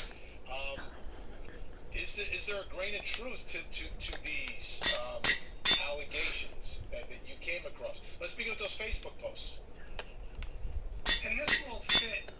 I'm working a case in the Midwest of a young man that was murdered, and it's very similar to this, where some of these people will start to brag and toy with you right after the murders, a year later, in different time frames, and they know they didn't do anything, so they can say crazy stuff. Like they're saying, oh, what if somebody spit on them? Is there DNA? And you're like, whoa, whoa, whoa, why are you saying that? So I've seen this before, and I'm dealing with it now, and I will say, when you deal with these people, and there's like multiple going back and forth, sometimes you believe them, and they get you on these wild goose chases. Oh, I was like, alright. This is a case of that, where they're saying certain things because they know they didn't do anything, but they want to jump in. These people are from another town. It's a different county, Rush County, and these police getting 367 108. They don't have jurisdiction, so there's a lot of layers here, but that's the basics of where I'm at now. Yeah. And on that note, Jennifer, if we take these police getting involved in this, they don't have jurisdiction, so there's a lot of layers here, but that's the basics of where I'm at now. Yeah. And on that note, Jennifer, if we take a step back, right, because this is now a widening conspiracy, and there would have to be, I would think, some connection between person one, person two, person three, and those correction officers, right? Like, they've got to connect them if they want to really bring this together to convince me that the truth is this man is innocent. Right, Vinny, but the big...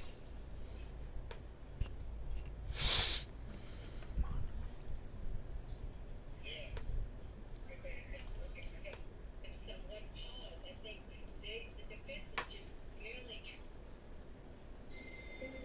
For more than 5 years, it's just surprising me day after day. Yeah, the only way that gets in front of the jury... Footnote, number 15. The phone call abruptly. So then the defense said corrections officers were within earshot of every conversation between Richard and his attorneys, and even between Richard and his wife. 68 was there. Richard would have to be worried about any conversation with his attorneys and with his wife being overheard by Sergeant Blank and Sergeant Blank or other corrections officers. Corrections officers even required the... Because he's saying, or the defense is... Long history of deception. What's that? The Verdict, Court TV. We see what we believe is there, or are we believing what we're seeing? And we have to be really careful when we look at the staging that goes on. We've got, the allegations, we've got this defense response, and I say, well, what would be in the middle of all this? Like, is it possible that... Do we know anything about Richard Allen's background? Is it possible that he's an Odinist? Like, is that in play here?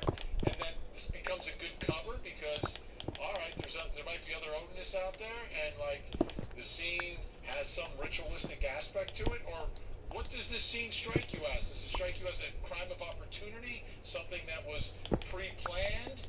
Or is it a case of some sexual deviancy? What do you venture is happening at this scene? Well, it's always never made sense that Richard Allen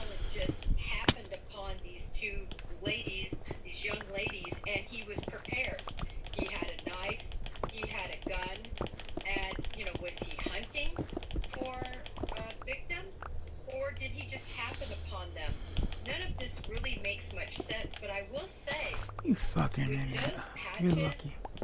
Being identified and those individuals saying yes, you know, they're Odinistic type patches, that puts some meat on the bone to me for the defense. From the standpoint of a lot of people thought there's no way prison guards have these sorts of patches. Well, guess what? They did. And what's also interesting is just because you don't have a patch doesn't mean you're not an Odinist. And how did Richard Allen even know what those patches meant? He knew. Why did he know? That's a great point as well. All right, stay where you are, everyone, because when we come back, we're going to talk about those specific suspects. We're not going to name them, we're just going to give them numbers. But the defense has named them in this memorandum, and we're going to talk about the evidence that they say implicates them as the killers. I've worked hard all my life. I've gone from being a local reporter to becoming a law student to then even going on to teach other lawyers, all before I came to Court TV. As a journalist, lawyer, and teacher, I learned the secret to success is speaking in your authentic voice. And I bring that lesson to my show, Opening Statements, every morning on Court TV. Opening Statements with Julie Grant. Weekday mornings at 8, 7 Central. Only on Court TV.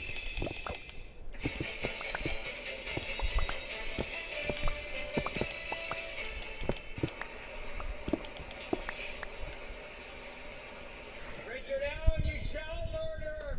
Leaves, that is when his son would contact Abby. Person 1 said he and his Oh, you friend, motherfucker. Person 2, started a, quote, tribe of Asatru followers. They have meetings at Person 2's house on Sundays and have 5 or 6 regular members. Asatru is interchangeable with Odinism. Person 1's ex-wife told investigators when Person 1 was intoxicated, he told her Person 1 and Person 2 got into a fight while near a river in the woods conducting a ritual. One of them did something the other no longer agrees with, and they no longer talk. She said the river was near Person 2's house. The friendship between Person 1 and Person 2 appeared to end around February 13th, 2017. That's the day of the abduction and murder. The girls were abducted February 13th. Person 2's home was 3.1 miles, or a 7-minute drive to the entry point to the area where the girls were murdered. And that's from part 1 of the Odin report. Let's bring back in our guests, Mike Kane, Chris Todd, Jennifer Coffendoffer. Chris, your thoughts about Person 1 and Person 2 here. Again, more of these pagan, Odinist heathens in Indiana. Well, I have a photo of the son with, supposedly he was dating Abby, actually, and I know who they're talking about, his father, which we're not saying anybody's names, and like Nick McClellan said, the prosecutor says this is colorful, but lacking any basis of truth, right, and very unprofessional. So he's already stated that too. So again, we're starting to pull in this conspiratorial angle, and also they mentioned one of these gentlemen supposedly has the mental capacity of an 8-year-old. Okay, that's in Frank's motion. So this is the circus that we're creating with these guys. I don't know if we're making them famous or we're making them infamous. I don't know what's going on, boots on the ground there, but it's a little out of control in my eye. Jennifer Coffendoffer, your thoughts about Person 1, Person 2, also allegedly practicing this rare, unusual, pre-Christian Nordic religion? Well, again, Vinny, now we're seeing, again, a little bit more meat on the bone, that this just isn't some fantasy or something that isn't really practiced anymore, that they actually had meetings, that they came together, and certainly this fight that occurred at this time frame, you know, could give someone pause. I think the defense is just merely trying to establish some sense of reasonable doubt in this case, and it's building. The building blocks are coming along for them. All right, fasten your seatbelt, Mike King. Here we go. This is from the Odin Report Part 2. On April 7th, 2017, Person 1 posted a photo of his hand marked with a rune resembling the formation of sticks found on Abby's body. Trooper Purdy learned person one was an Odinist and looked at his Facebook page where he saw a photograph of two girls apparently lying on the ground of the forest, posed as if they were dead, with tree limbs arranged over their bodies. Person one created a creepy painting of a man believed to be Odin hanging upside down from a tree with his legs posed similar to Abby's at the crime scene. This painting also contains two hidden Easter eggs, including a red F rune at the base of the tree, just like the F rune painted on the tree at the crime scene. A video from February 2016 seems to show an Odinite ceremony. The ceremony is being filmed by person one, and towards the end, someone who appears to be person two uses his hand to make a marking on a tree. Person one's Facebook page links him to person three in Rushville, Indiana, different part of the state. A witness told law enforcement that on February 14th, 2017, person three told her he was in a gang, had been on the bridge with two girls that were killed, and that someone named Abigail was a pain and a troublemaker. In 2018, law enforcement gave this witness a polygraph test to determine if she was being truthful about person three's alleged statements, and she passed. Person three was asked to take a mouth swab for DNA testing. He then asked the trooper what would happen if his spit was found on one of the girls at the crime scene. Mike King? Yeah, I mean, that's great for the defense to be able to create doubt and question in the mind of a jury, and all of this is certainly for that purpose. The thing that is going to be interesting in my opinion, Vinny, is whether there are other corroborating things that back these up, because there are numerous cases where people have shared insider information that is leaked out, and they purported that they had some kind of inside information. We see it in some serial killer cases. I remember Robert Ben Rhodes, how offended he was that somebody was getting credit for his murders. Same thing happened with BTK when somebody got wind of some of the things recovered in the investigation and then used it to confess. And we think, how would anybody ever confess to something like this? And frankly, it's just some people have such mundane lives that this is a way for them to have a form of legacy. But how do you discount the kinds of information that's coming forward? And I just hope that the prosecution has solid information that helps them say we've excluded that because of these things. All right, everyone stay where you are. We're doing a little change here. We're going to go into some overtime here. So, Chris, Jennifer, please stay where you are. We're going to continue our discussion because I want to know about these Facebook links and any sort of connection to Odinism. This stuff is scaring me. This is scaring me, especially if I'm a prosecutor in the case. But I'm not feeling like we're proving someone else. Stay where you are. Coming up next hour. On the docket tonight in Dedham, Massachusetts, Karen Reed has been accused of murdering her police officer boyfriend, John O'Keefe, with her car. She claims it's a police conspiracy, and a local video blogger known as Turtle Boy has been leading huge protests at the courthouse. And now, Turtle Boy has been arrested. Let's talk about the difference between the way Karen Reed was raised and the way Colin Albert was You raised. fucking idiots. Get the fuck over there. Idiots.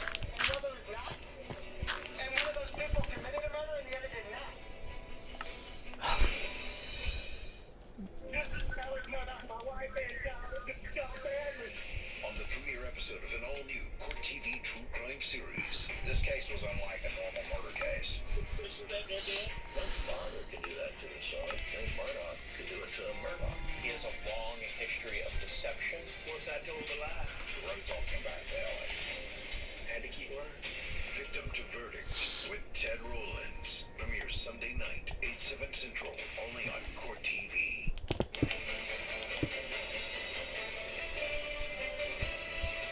Welcome back. We're talking about the Delphi murders.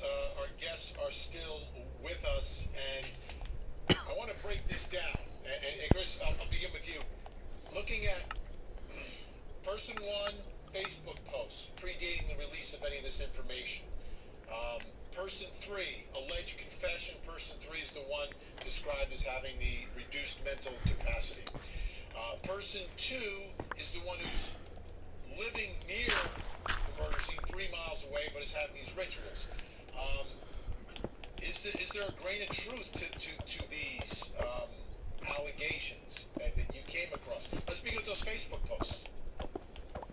And this will fit. I'm working a case in the Midwest of a young man that was murdered, and it's very similar to this, where some of these people will start to brag and toy with you right after the murders, a year later, in different time frames, and they know they didn't do anything, so they can say crazy stuff.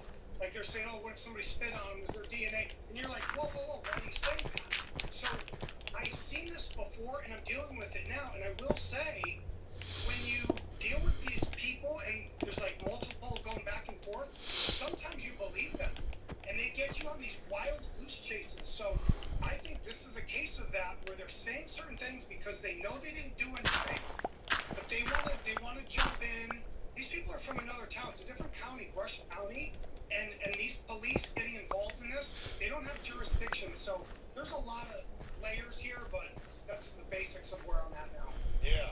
And on that note, Jennifer, if we take a step back, right, because this is now a widening conspiracy, and there would have to be, I would think, some connection between person 1, person 2, person 3, and those correction officers, right? Like, they've got to connect them if they want to really bring this together to convince me that the truth is this man is innocent. Right, Vinny, but the bigger thing that just really gnaws at me is what was done with this crime scene. In other words, is there anything from the crime scene that would connect these individuals? As an Oh, you example, fucker. this rune F on the tree. Did law enforcement do the right thing and cut out that rune and the bark and look for DNA that would have been much, a lot of DNA on there, touch DNA for rubbing and making this rune?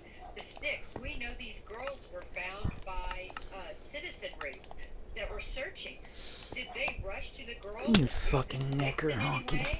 What about EMS when they came up? Was anything touched? Was anything bothered? When were those pictures exactly taken? And is there DNA that could possibly connect person 1, 2, or 3 to this scene? And at the end of the day, if they have alibis, I just believe the prosecution is going to be able to hopefully make some distinctions here, whether they can even be connected, Benny. All right. Big thank you, Mike P., Chris Todd, Jennifer Coppendorf. We're working overtime.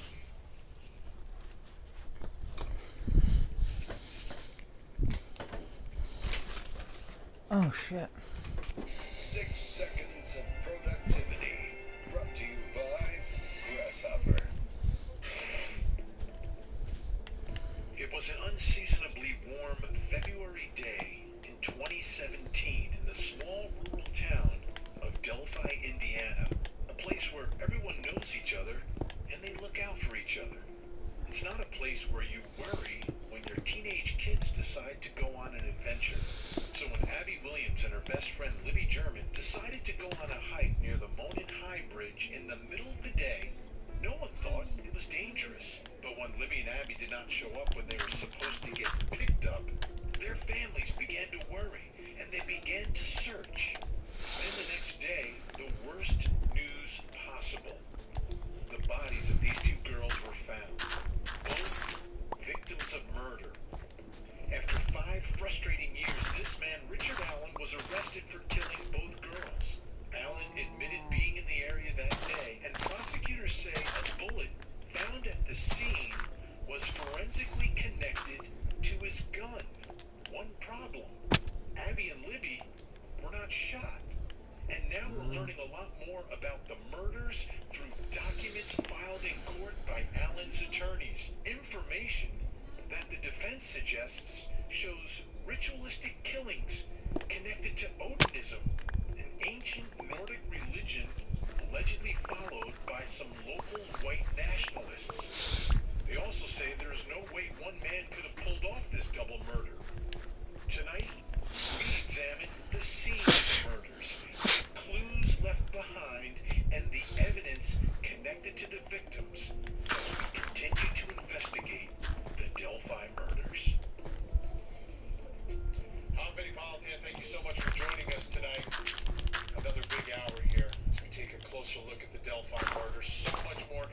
information now coming to light through these papers that were filed by the defense.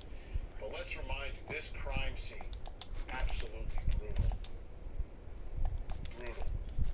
If you're a family member, one of the parents, grandparents, loved ones of these two girls, you have to be absolutely horrified about what has now become publicly revealed and is part of this case.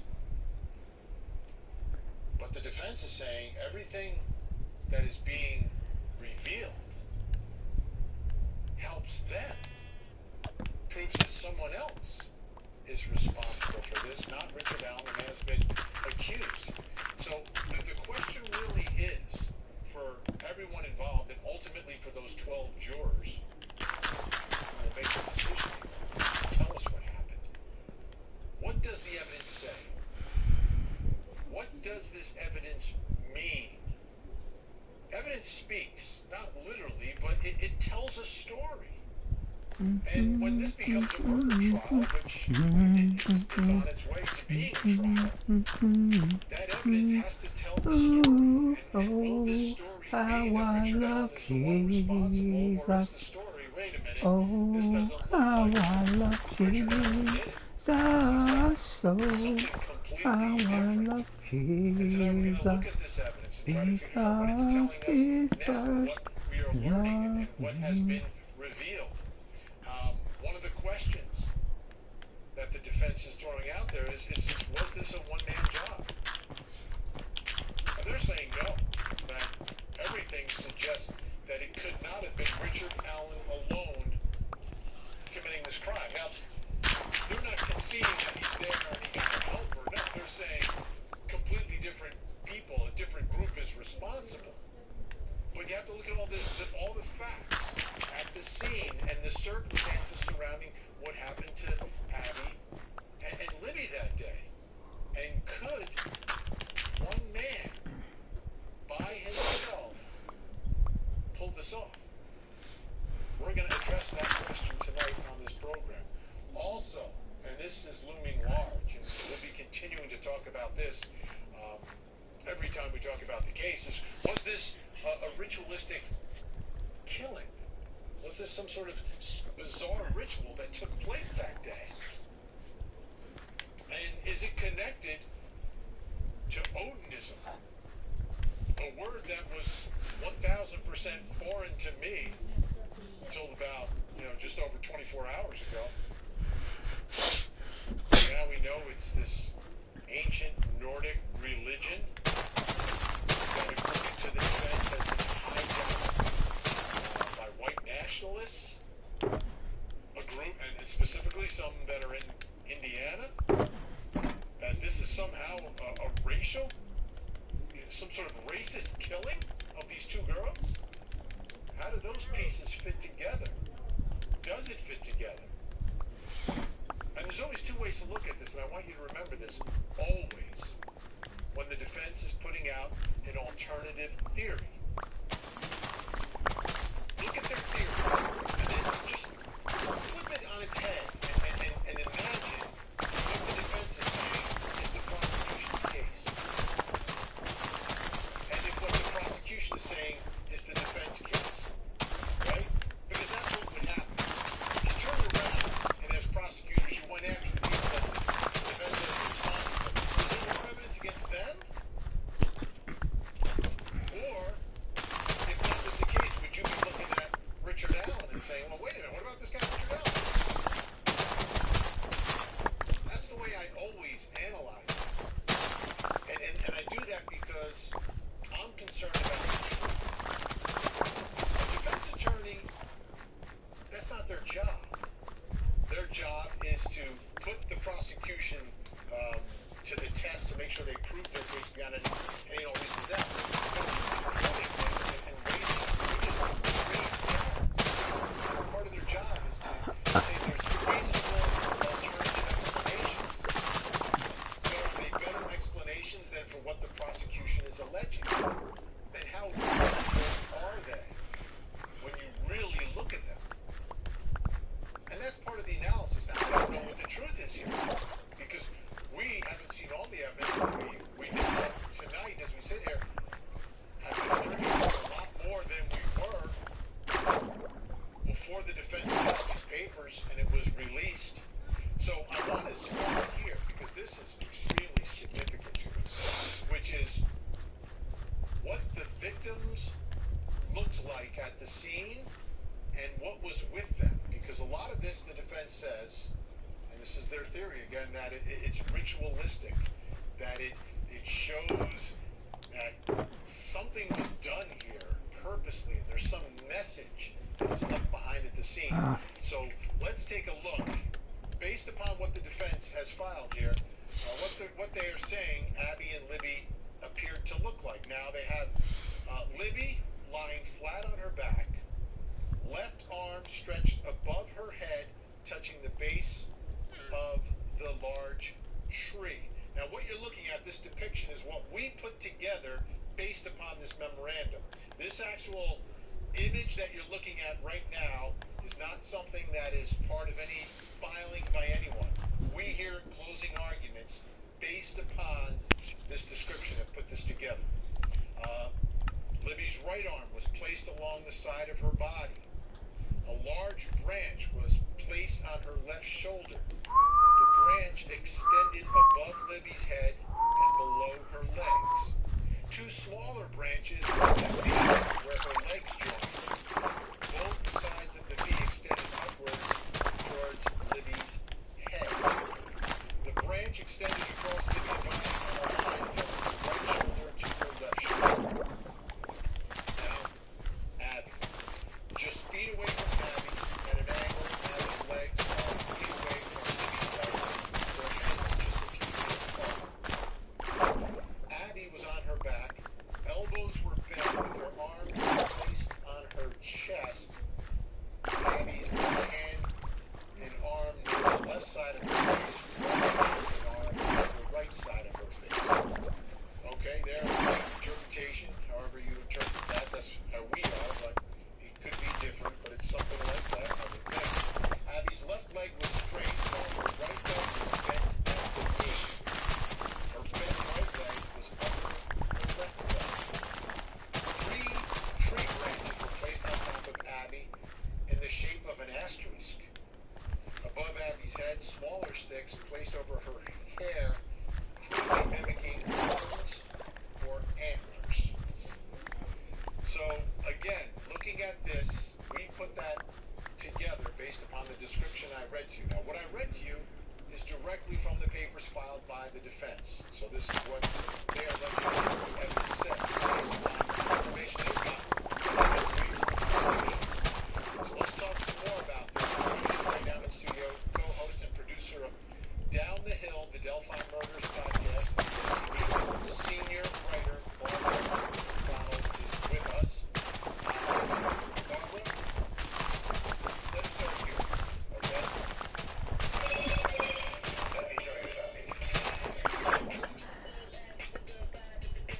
Ooh, nice one.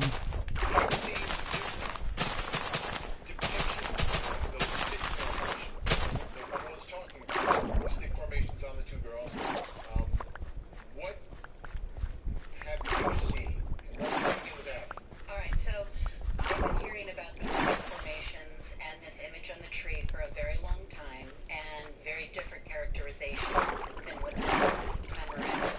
Sources close to the investigation have provided me with drawings of what they say those images look like, the arrangement of those sticks. So let's start with the one of Abby, and it shows 3 sticks. Now, we have not placed her body here because this is what was provided to me. I don't know exactly what the positioning on top of her was like, but this is supposed to be a representation of what the image looked like, the way the sticks were formed. Now let's put up the image from Libby, and there's 5 sticks involved here by my count, and you can look at these and decide if they look like something to you or look like they're randomly placed. Get the fuck over I have there. spoken to many investigators who were on the scene at the time who say the assumption was they were randomly placed. They did not see a pattern. They didn't see intentionality there. The other interesting thing about these sticks, they did not collect them.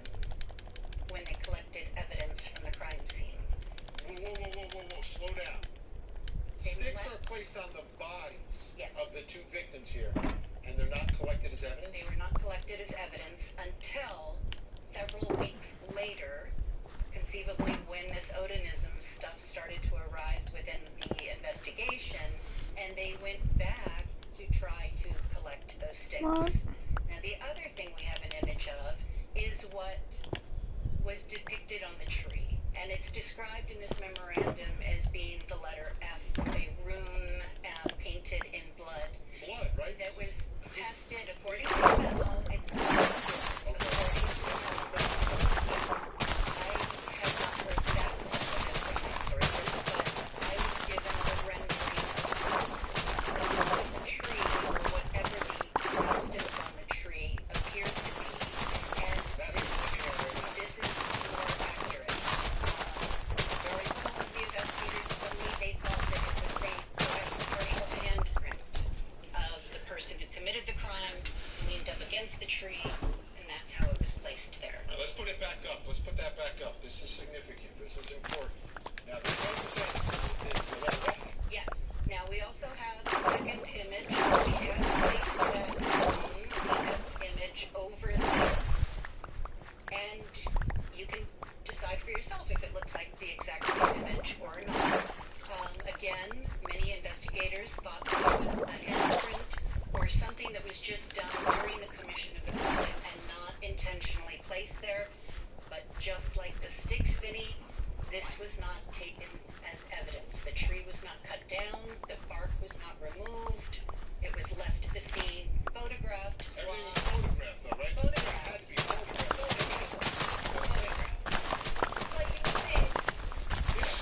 Yeah, get my other sub sandwich.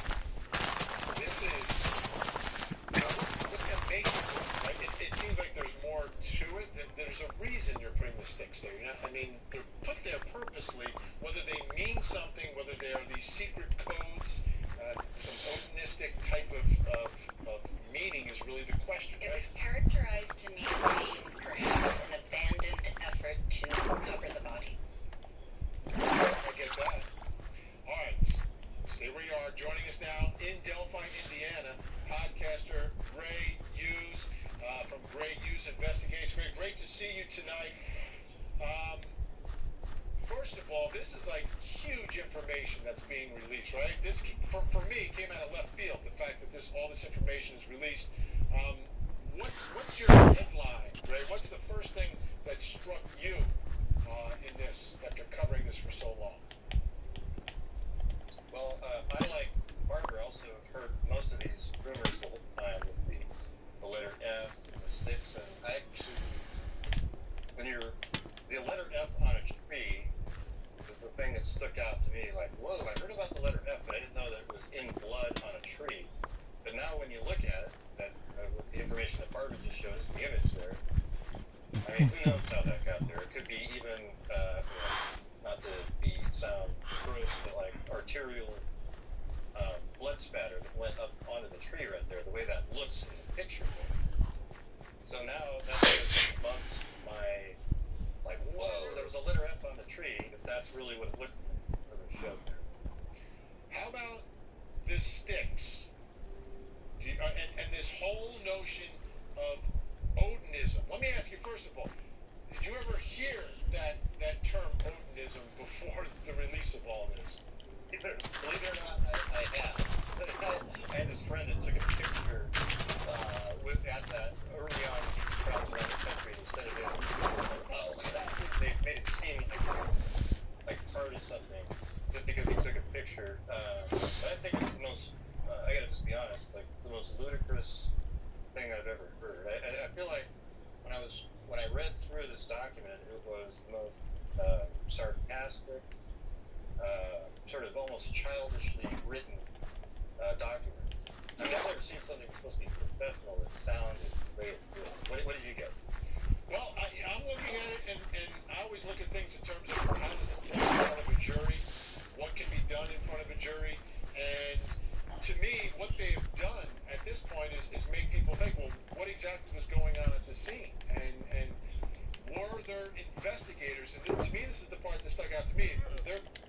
alleging that there's a group of 3 investigators that were following this theory and believe there is something to it. You're out there in Delphi right now. Any sort of buzz on the ground out there with the release of all this, Greg? Yeah, I mean, I've actually talked to family members and the ex-prosecutor from a long time ago. He doesn't really keep up on it as well, but I mean, let's just look forward to perhaps a rebuttal from Liggett. I think that's kind of the buzz. I mean, when I went through the document, I don't know if you're interested in this portion, but there was a glaring omission of the 3 girls that Richard Allen passed. So remember when Richard Allen says he got there, he passed 3 girls on his way to the bridge. Those 3 girls were leaving the area. They passed the bench right there near the heading towards the bridge. Probably, I think it was 126.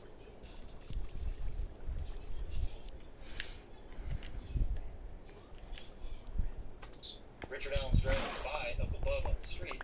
He parks his car at 130, and then walks on the trail, and those 3 girls walk right by him. And then he admits that he walked by those same 3 girls. So that places him heading to the bridge at 1:30. But in the document, it says 12 to 1:30 is when he left. But he wasn't leaving at 1:30. He was going towards the Bonenheim Bridge. So why don't you leave that out of the document? Well, it doesn't help you. That's why you leave it out. So fascinating. So give me your bottom line now, Greg. From having gone through this, covered this for so many years. Raindrops, so many raindrops. Ever thought that Feels like raindrops falling from my eye. Falling from my I never believed eyes. that that's what it was. I mean, I originally thought it was a lone wolf killer that showed up to the bridge that day hunting somebody. Then they came with the social media angle with Rich Klein and Anthony Schaaf's profile. Now it seems like it went back to the individual person, being Richard Allen.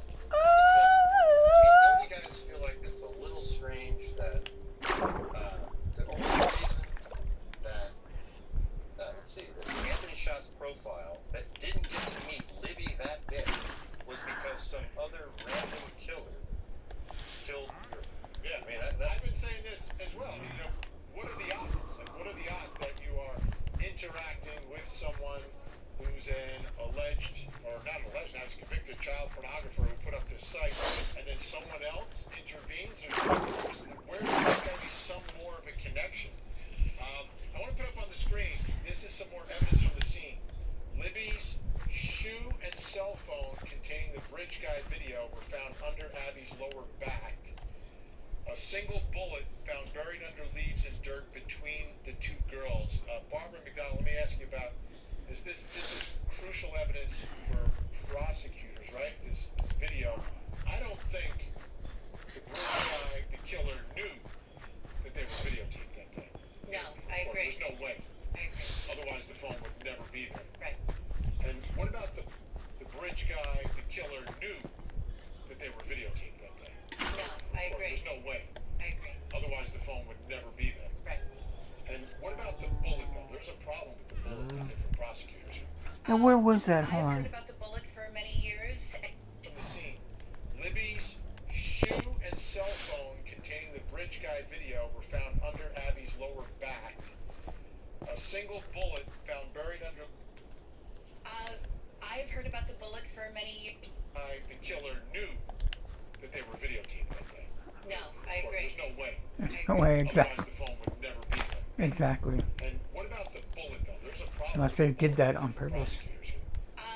I've heard about the bullet for many years, and I have never heard a definitive theory from my sources that it does come from a suspect. One speculation was that maybe it comes from law enforcement. It was the same caliber as they use, and as you know, ejection mark testing is not as reliable as a bullet. It's not DNA. Right.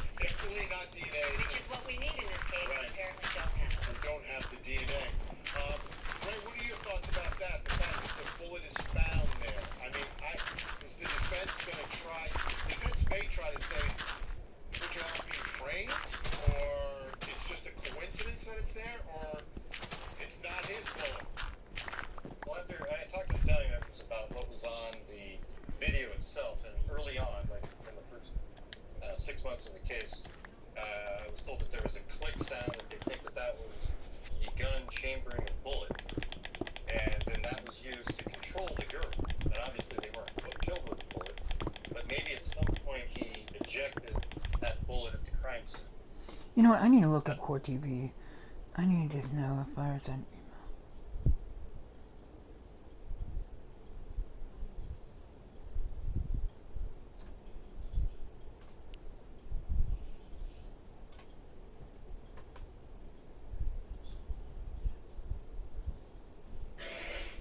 oh, you fucking retard.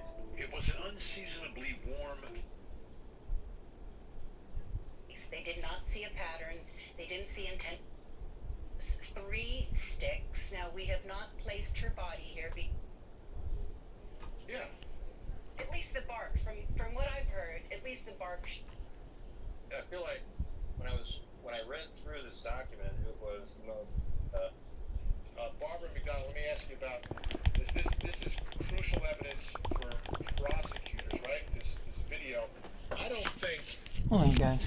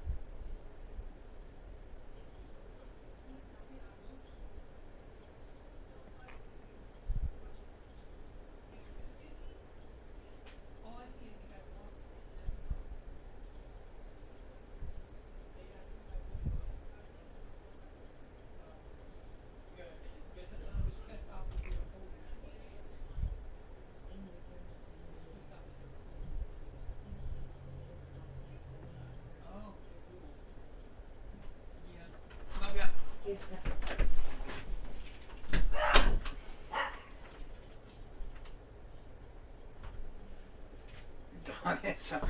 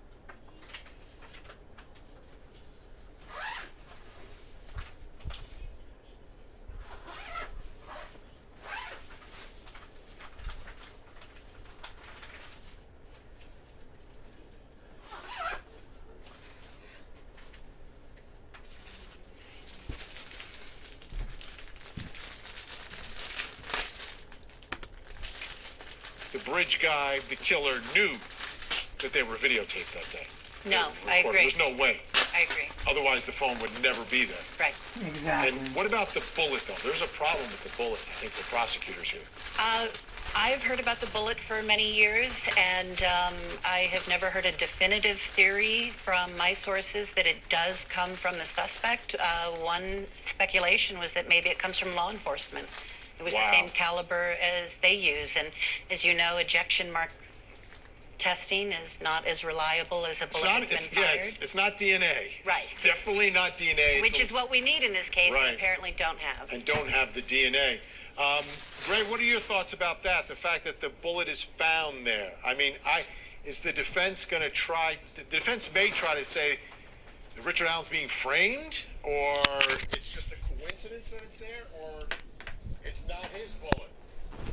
Well, after I had talked to the family members about what was on the video itself, and early on, like in the first 6 months of the case, I was told that there was a click sound, that they think that that was the gun chambering a bullet, and then that was used to control the girl. And obviously they weren't killed with the bullet, but maybe at some point he ejected that bullet at the crime scene. That's all I can come up with. And then leaves it there. Doesn't do anything. Well, leaves the phone. And leaves the phone and is busy putting sticks on top of the victim. That's what they're going to have to argue. Okay. We've got a lot to get to. Gray Hughes investigates. You need to check it out. Thanks so much, Gray. Great to see you. Barbara McDonald doing great work as always. I see you all the time because you work here, which is awesome. Okay.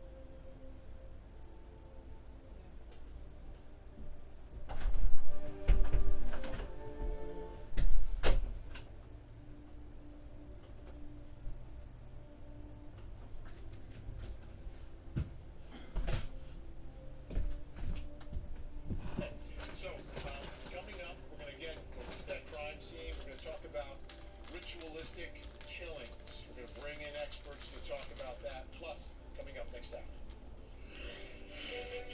In Manatee County, Florida, former swimsuit model and ballerina Ashley Benefield shot and killed her husband, Doug Benefield, in the middle of a custody dispute. But she claims it was self-defense. Tonight, a huge ruling by the judge related to Ashley's stand your ground claim. Subject doesn't have a particular but there's case law. The cases are starting to come out saying you can't delay. So there's some folks that waited right until the eve of trial and then filed the writ. So in this case, I'm confident that you're going to file it very soon. Tragedy in the Hollywood Hills. Nurse Dr. Amy Hardwick found fatally injured under her balcony. Her ex-boyfriend on trial for her murder. She had a restraining order against him.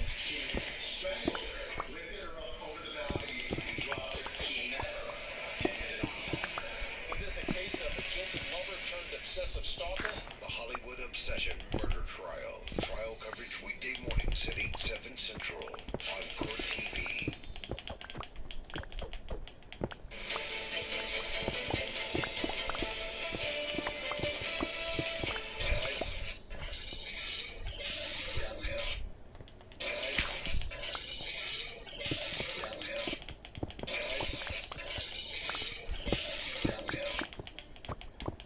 For years, that was the biggest piece of evidence that we knew about in the Delphi murder case.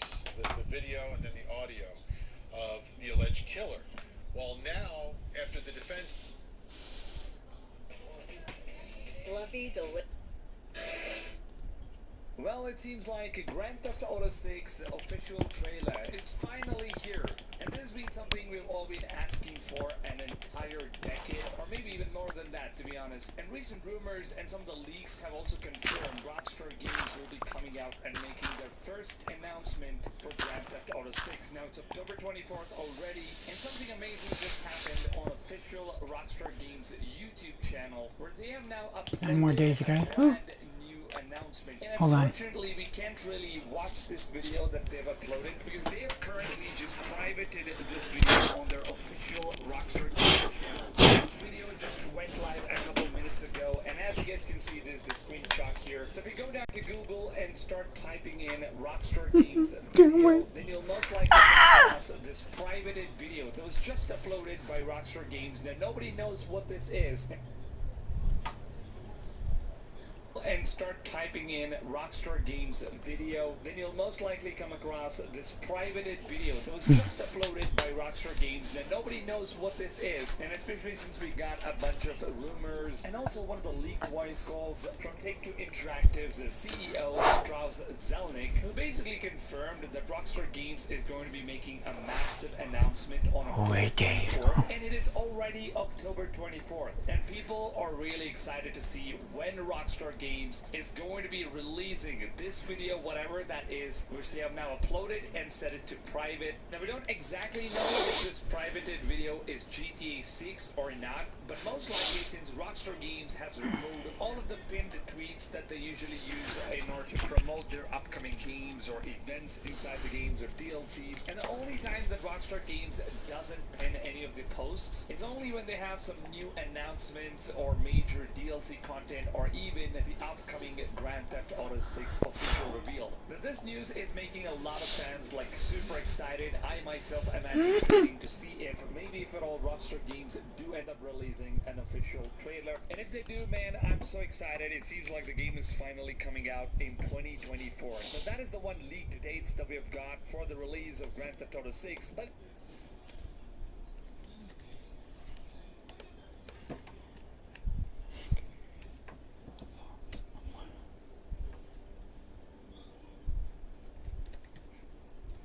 release.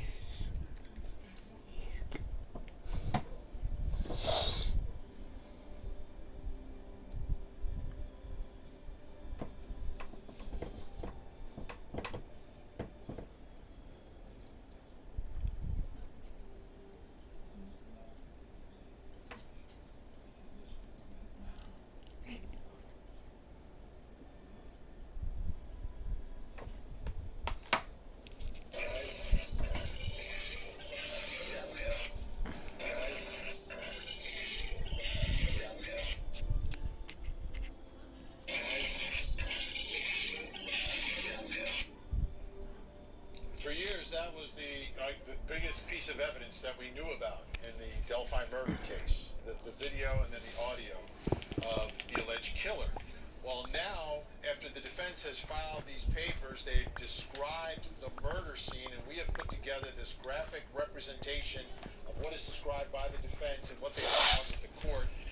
Abby and Libby next to one another near this tree with these sticks. Are they in some form of a message that is being sent? Is this ritualistic?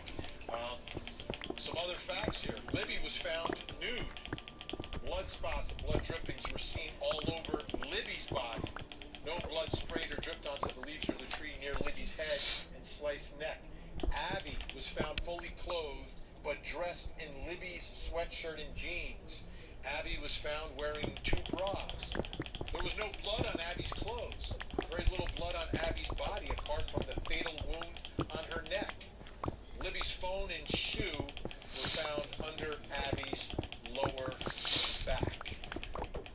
So, is this a ritualistic killing? Is it consistent with that? Joining us from Philadelphia, ritual murder expert, author of Investigating Religious Terrorism and Ritualistic Crimes, Dawn Perlmutter is with us. In Jacksonville, Alabama, forensic death investigator, professor of forensics at Jacksonville State University, and host of the incredibly popular Body Bags podcast, Joseph Scott Morgan. And in Pensacola, Florida, private investigator Lauren Vellucci is with us. Great to see everyone tonight. Thank you for being here. Dawn, I'll begin with you. Based upon what we are learning from the defense here, does this strike you as a ritualistic murder scene? Well, I just have to emphasize that I did not observe any of the photos. I only have the information that I read and the descriptions. But I can tell you from what I've read, this is a classic ritual murder. I've worked on dozens of these types of homicide cases. Ritual homicide involves acts that go beyond the actions necessary to conduct the crime or elude the police.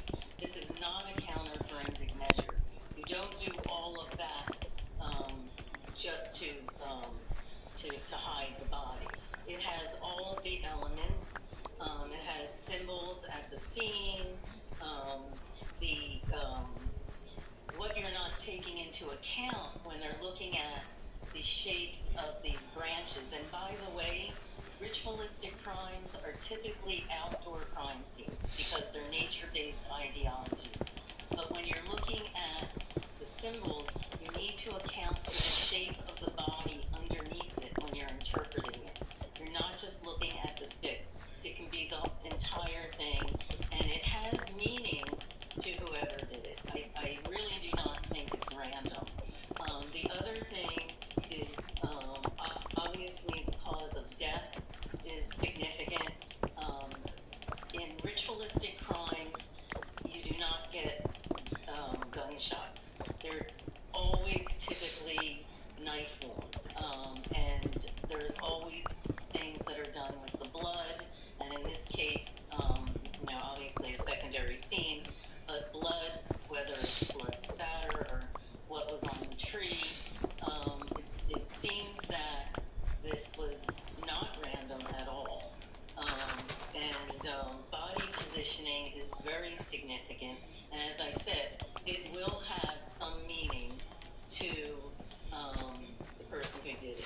In terms of Odinism, which I'm very familiar with, it would be consistent with racist Odinism, which is very popular. It's been popular among neo-Nazi skinheads and prison gangs since the late 90s. In fact, there's many groups right now that are taking it to the next level.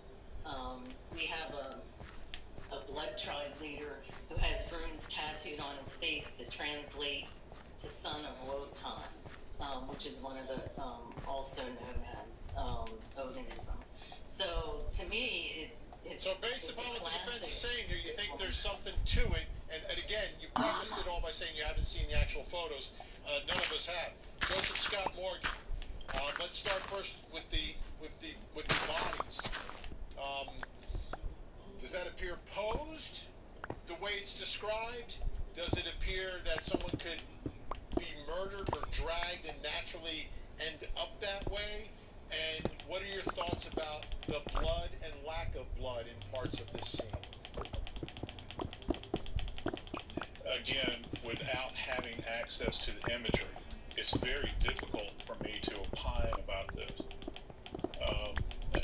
Positionality is everything, whether it's some kind of ritualistic event, and even when we work cases involving serialized perpetrators, they have a ritual in and of themselves.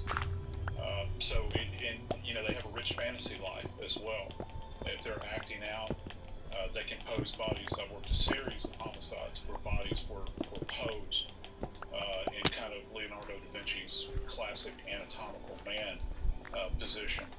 And you also have this issue that's really significant to me, that is undressing and redressing, which is something that's quite striking to me as it came out. But that's the scene as far as I can understand it at this point. I don't know that this is necessarily randomized, but if this is the coverage that is on top of these bodies, it would seem to me that it was a very poor effort to obscure the bodies, because that's the goal with covering bodies, right? You want them out of sight. We don't know how robust any of the vegetation was.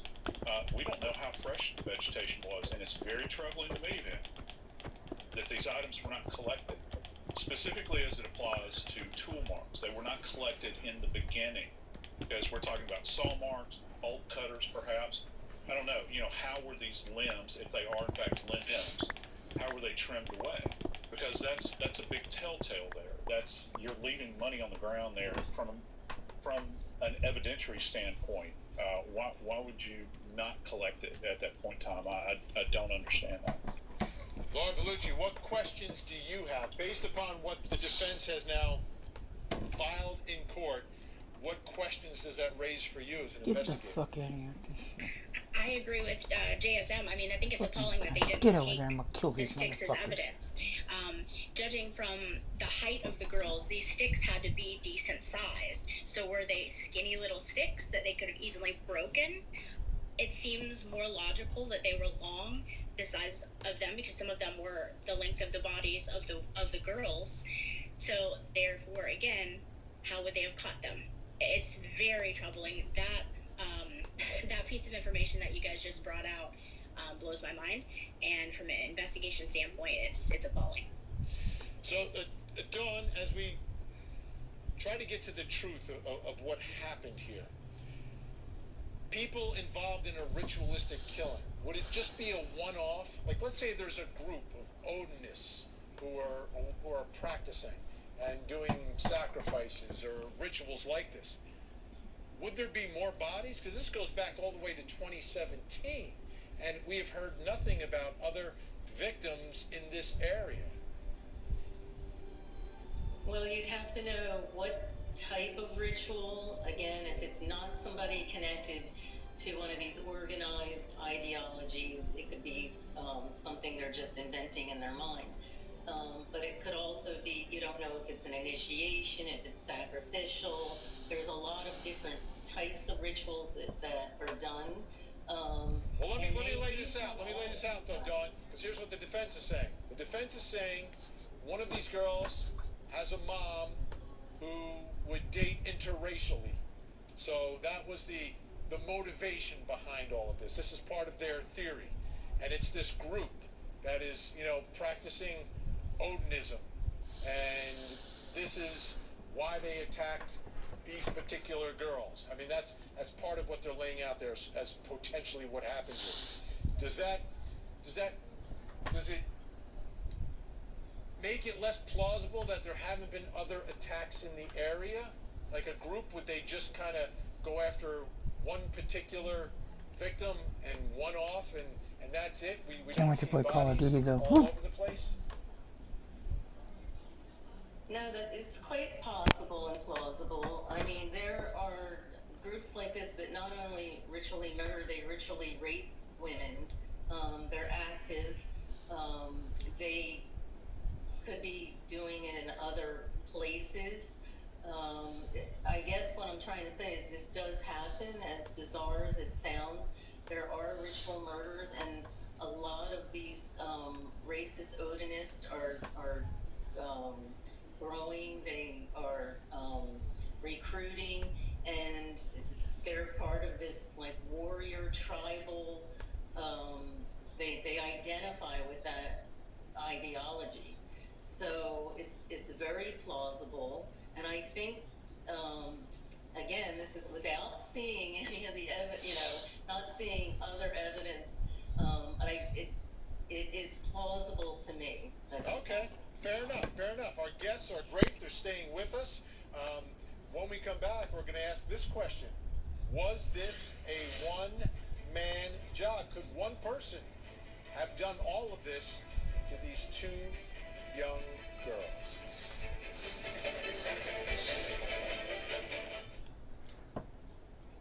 Like never before, our world is changing, evolving, and overcoming obstacles, answering questions and solving problems that never before seemed possible. Opportunities surround us everywhere and every day. Through the groundbreaking work-learn approach to education at Vincent's University Jasper, students don't just learn through lecture in a classroom. They learn through experience, working with local industry to solve real problems. VUJ students graduate with a degree and a resume of experience. Come get your start at Vincent's University Jasper.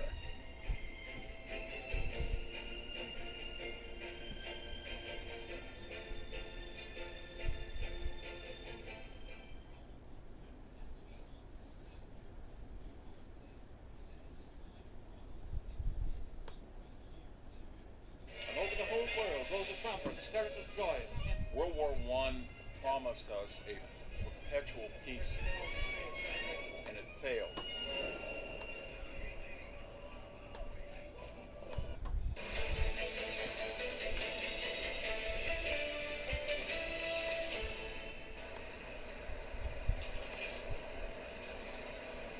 Richard Allen, you child murderer! Why did you do it?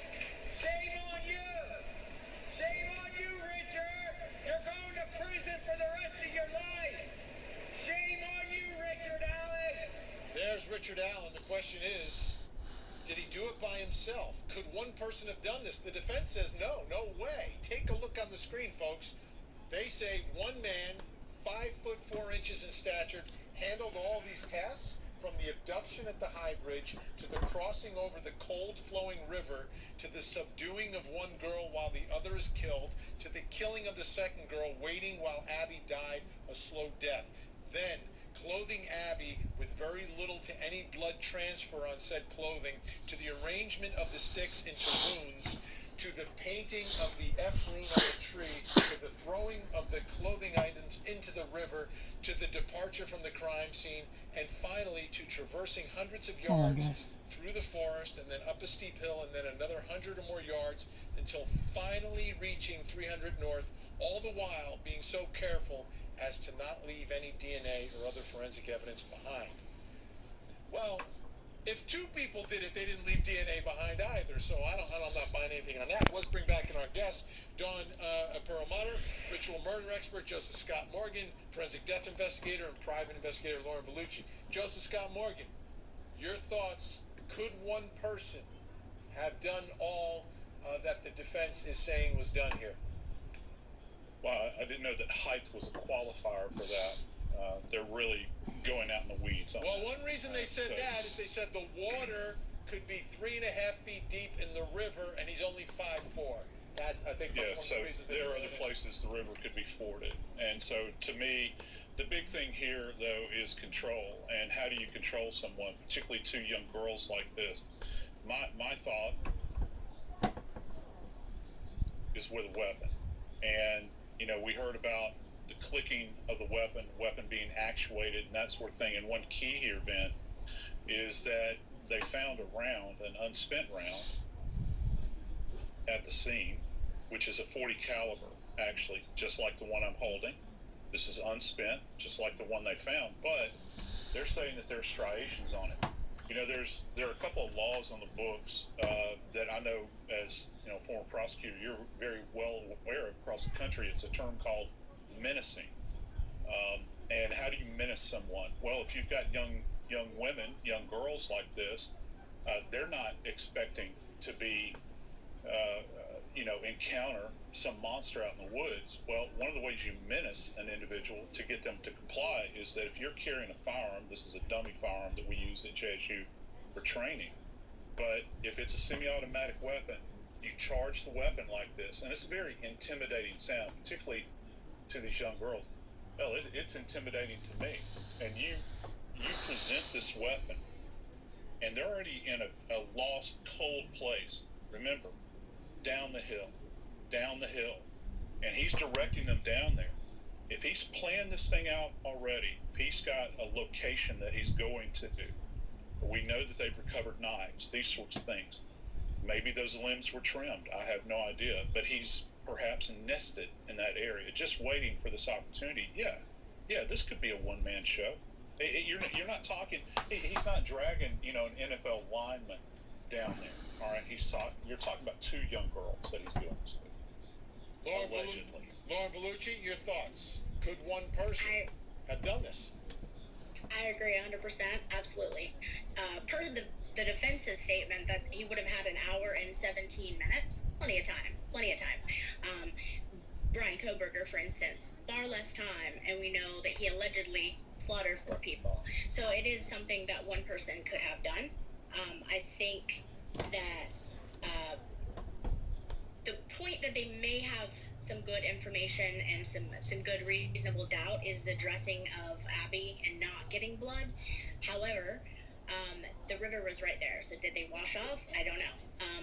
But to me, it makes a lot of sense that it was more than one person. And I think that is a real possibility. I think that there's a lot of truth in this new information more than falsehood, and it would explain the differences in sketches and how they looked so different as if there was multiple people that were seen. Dawn Perlmutter, now we have about less than a minute here. Your thoughts, one versus more than one person? I think it could be either way. I think it could have been one person that they could intimidate the girls, and especially if they had planned it ahead of time, if they, whether they stumbled upon them or, were just had this in mind, fantasized about it for a long time, it could be one person or it could be more than one. I think it's also interesting that it's near the river. That happens to be another significant thing that occurs with ritual murders. They tend to occur near bodies of water also.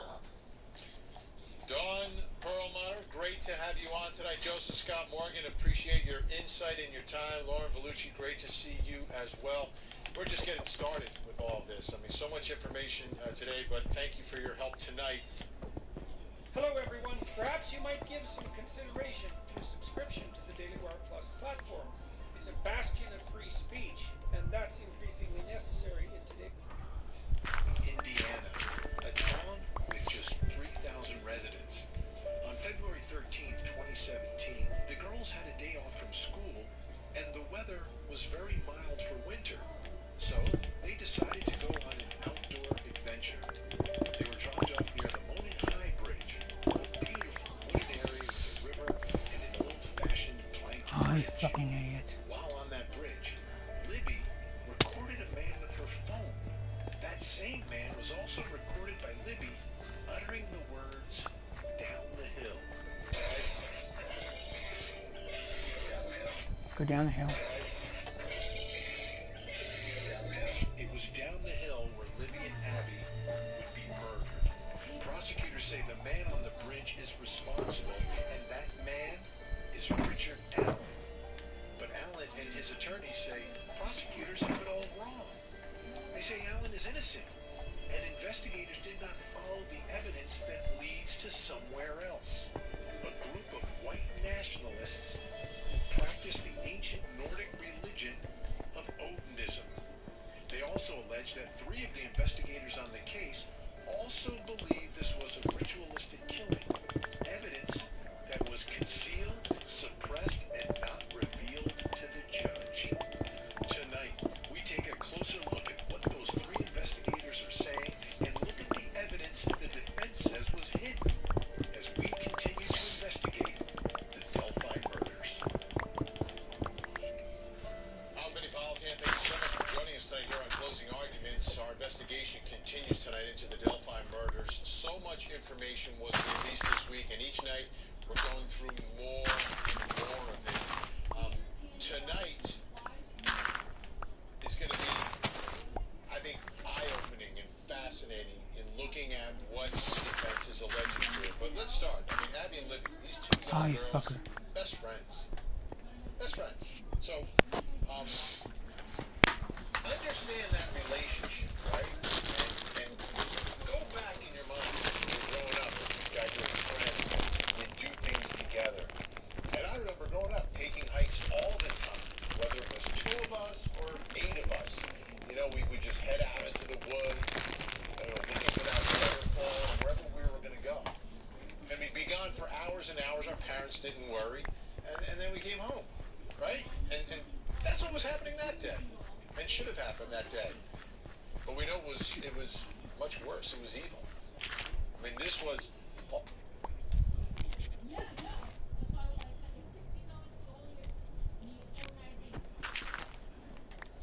Come on, guys.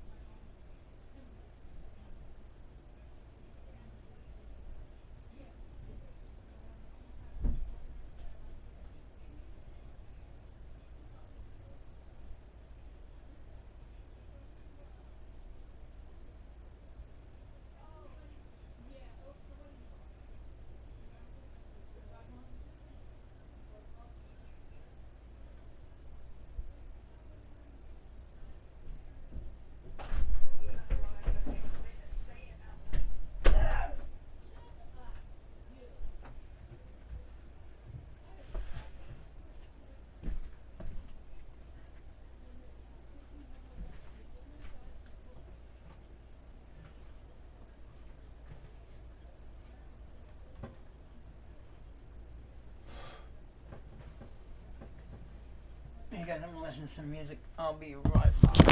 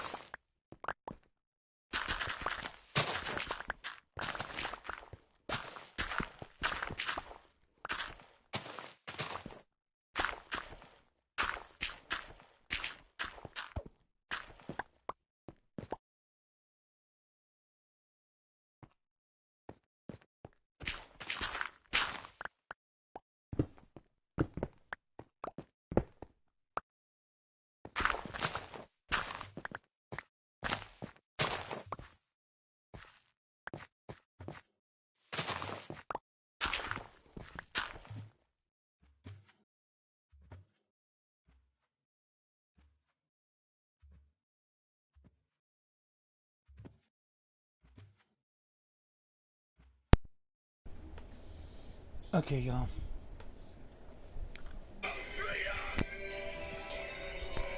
We're on a mission from God.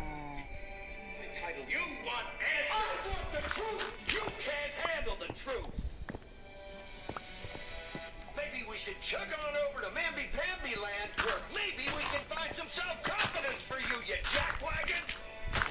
Coming to you live from his attic cell, Atop Bethel Church, the most heralded, the most despised talk show in all of human history. This is the talk show hell hates. This is... Mom. Mom, you ready? You about ready or no? Hold on.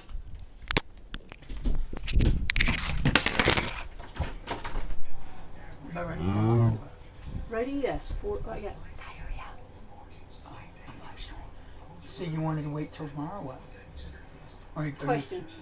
Or you could for. What's up? Hold on. Yeah.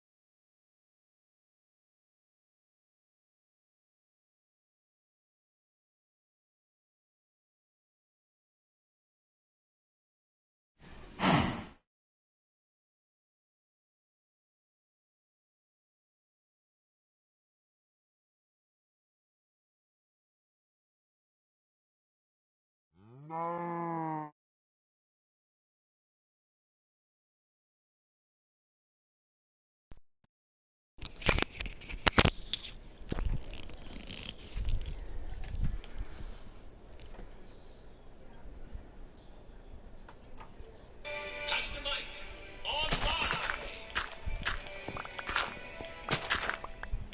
And here we are coming to you live from our Talk Show Steve Bunker here in Area 52. This is the Talk Show Hell Hates. The more you listen, the more you know why. And I've got one more person here in the studio with me that hell doesn't like. And if you got to know him, maybe you wouldn't like him either. Pastor Lordson Rock, from coming to us all the way from Goa, India. And he is pleased to be with us today. Pastor Rock, tell everybody just how happy you are to be sitting in this room with me today. I am very, very happy. What a joy it is. I've been watching this radio program all my life, since I came to know about Pastor Mike Hogan. And here am I, sitting right in his secret bunker. Oh man, this is really, really great. It's how to describe, but incredible setup here, and I'm so happy and delighted to sit with Pastor Mike Hogan and do this show today. Well, we're delighted to have you with us this week. When you notified me and told me that you were going to be in this country again, and woohoo! All right. I like Pastor. I do. I consider him my friend, and we get along pretty good together. And I think we think along the same lines on a lot of some of the important things. Maybe some of the important things. I don't know. You guys know I have a policy.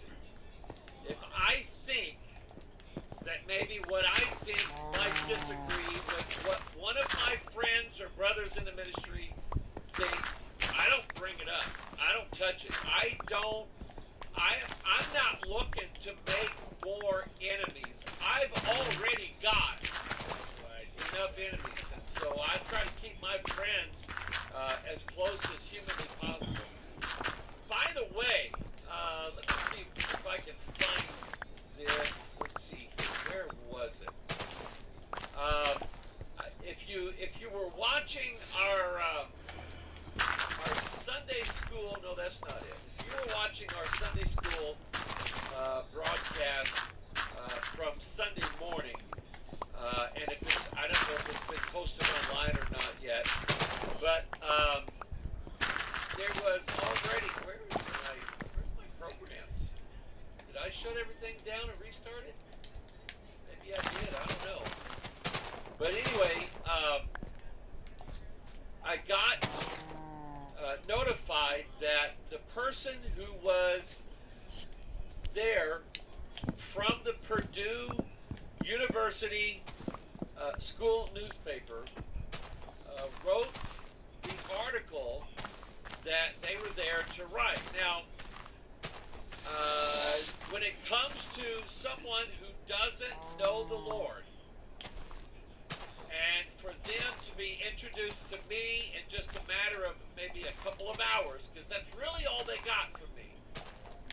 They came to the meeting, they heard what I said, they sort of, and this person, this guy, what was his name? Will Courtney. I have the article here up on the screen. I guess maybe I can put it up there. Let me see. Yeah, of course it is. There is a picture of me on there. Let's see here. Yeah, I'll do it like this. Aliens, Bigfoot, and AI chariots is the article. The paper is called The Exponents. I'm assuming this is a publication put out by Purdue University, as you would see there, campus news, and so and Greek. Let's see what that is. Greek cooperatives continue to achieve. Oh, this would be what do they call them? Phi Kappa Alpha, sororities and fraternities. That's what I'm trying to think of. So anyway, let me read this to you real quick, and we'll read along. And let me just say this: when it comes to who I am and what I do, there really is no such thing as bad publicity. That's right. What this guy doesn't realize he did was he just advertised me to however many thousand students, faculty, people who live in and around the campus, alumni who probably still get this paper. He just introduced me to several thousand people. I can't lose on that. I can't. And you know what, Pastor? When people will go on Google and put this UFO, this is going to come out. Oh, yeah. Millions of people are going to watch it and read about it. And what an advertisement it is. So that's me there, in case you don't recognize it. Let's see here. That is that my wife's head? I think it is. Anyway, the note on the picture says, Pastor Mike Hoggart, a UFO theorist, presents to a group of West Lafayette and Lafayette residents no attendance, but some late arrivals allowed Pastor Mike to present. Yes, that's what I said Sunday. Now, tinfoil baseball caps, ritualistic satanic sex. Now, let me say this. He's starting out with this. That's not what I started out with. I may have spoken about that this long on this long on this ritualistic satanic, but he makes that a big deal, all right? And what I'm going to do is, well, I don't have a recording of his interview with me, but what I do, I have a recording of the meeting that he attended Wednesday night, and I will edit it and get it out in a couple weeks. Hips bent, how wide its hips were, where the other leg was, and how it bent, how the arms hung down and how the arms swung, and how the spine came up and the shoulders and the neck. And he said, I don't care how good the suit was that they could have made in 1966. There isn't a human being in the world that can bend their bones in this manner. Can't be done. So just because some reporter says, yeah, Hoggart talked about Bigfoot. That's hilarious. Oh my goodness. Yeah. And we all know that doesn't exist. Not so fast.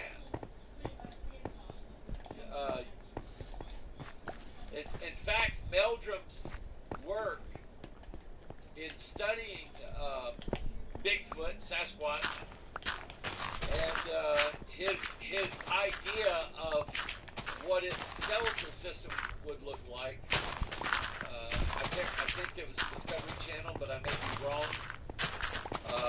But they 3D printed an entire 8-foot tall skeleton of what Meldrum believed a Sasquatch would look like. A fully grown 8-foot tall Sasquatch. They 3D printed it. Took them months to print this all out and to get it all together. Anyway, back to the ranch here.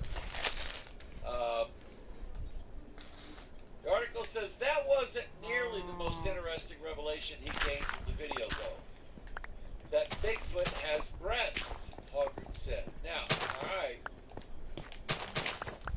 Gotta show it to you. Let's see here. Look at this.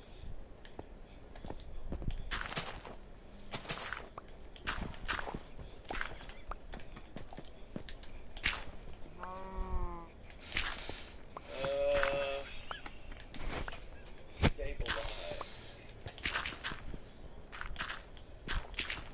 There it is.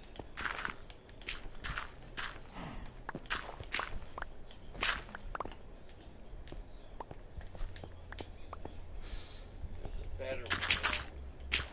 Let's see if this is it.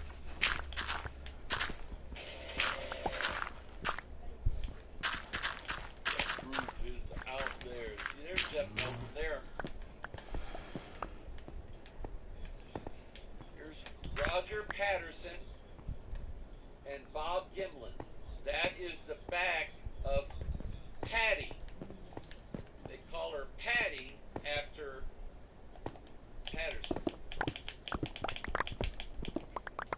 Here is a close-up of Patty's foot turned upside down and measured against a plaster cast of a footprint. Let's see here. Here it explains the gait of Patty. That is not a human gait. It's not a human way of walking. Yeah. Let's see here. Right here, there's they're going to show the legs, but right here at this point in the video, you start to see that Patty, here we go, actually has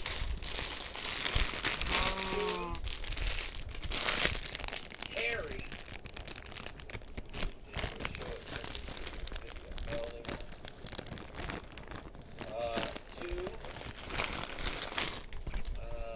Hairy breasts. Another Gitlin. This is raw. This is raw footage here.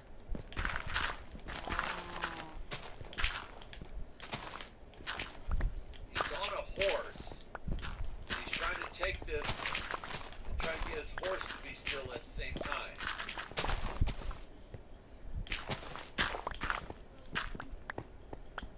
At some point he stops right here.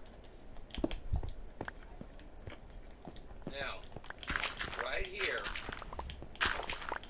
you can clearly see, in fact, look at this down here. You can clearly see that it's a female. Very clearly. Alright. Meanwhile, back at the ranch.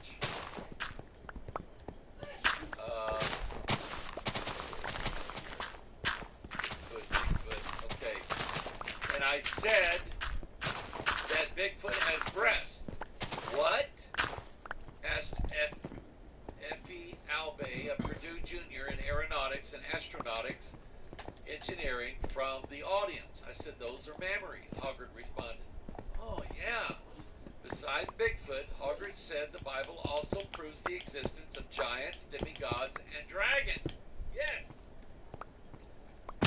Though there were plenty of exciting and strange anecdotes about cryptids and extraterrestrials, that was far from what most of the content at the Area 52 UFO conference covered.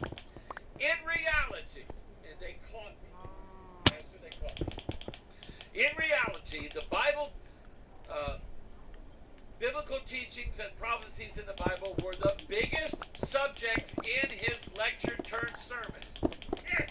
What were they thinking that you would do? Yeah! Imagine inviting a doctor to come and speak to you about how the foot can heal itself, and all of a sudden he talks about medical things. I came here to use the UFO subject to bring awareness to you, to give you some free food, and to tell you that God does love you, Hoggard said. Though Hoggard believes that we aren't alone in the universe, he still believes that humans are special. I'm a geocentrist with an explanation, Hoggard said. And what I mean by that, I'll tell you what I mean by that. And let me read their narrative. That explanation was that the Earth is the center of the universe, that hell exists in the core of the Earth. Am I wrong? It's the heart of the Earth. It's exactly where Jesus said it was. And that God will one day arrive on his chariot. Now, I don't know where he got this, but let me read this. That God will one day arrive on his chariot, manned by AI, and controlled by angels, with large heads and almond-shaped eyes.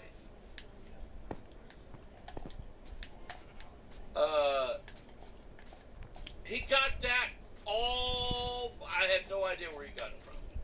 He just made it up. Well, I kind of think that he mixed what I was saying about these evil devils, which I think the gray aliens are in that category. The evil devils are flying their own chariots. They're flying their own ships, their capsules, whatever you want to call them. They're flying their own chariots of the sun. I'll put it that way.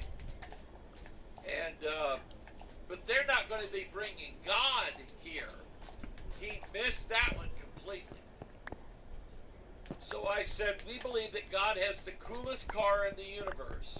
Said Hoggard, this is God's chariot.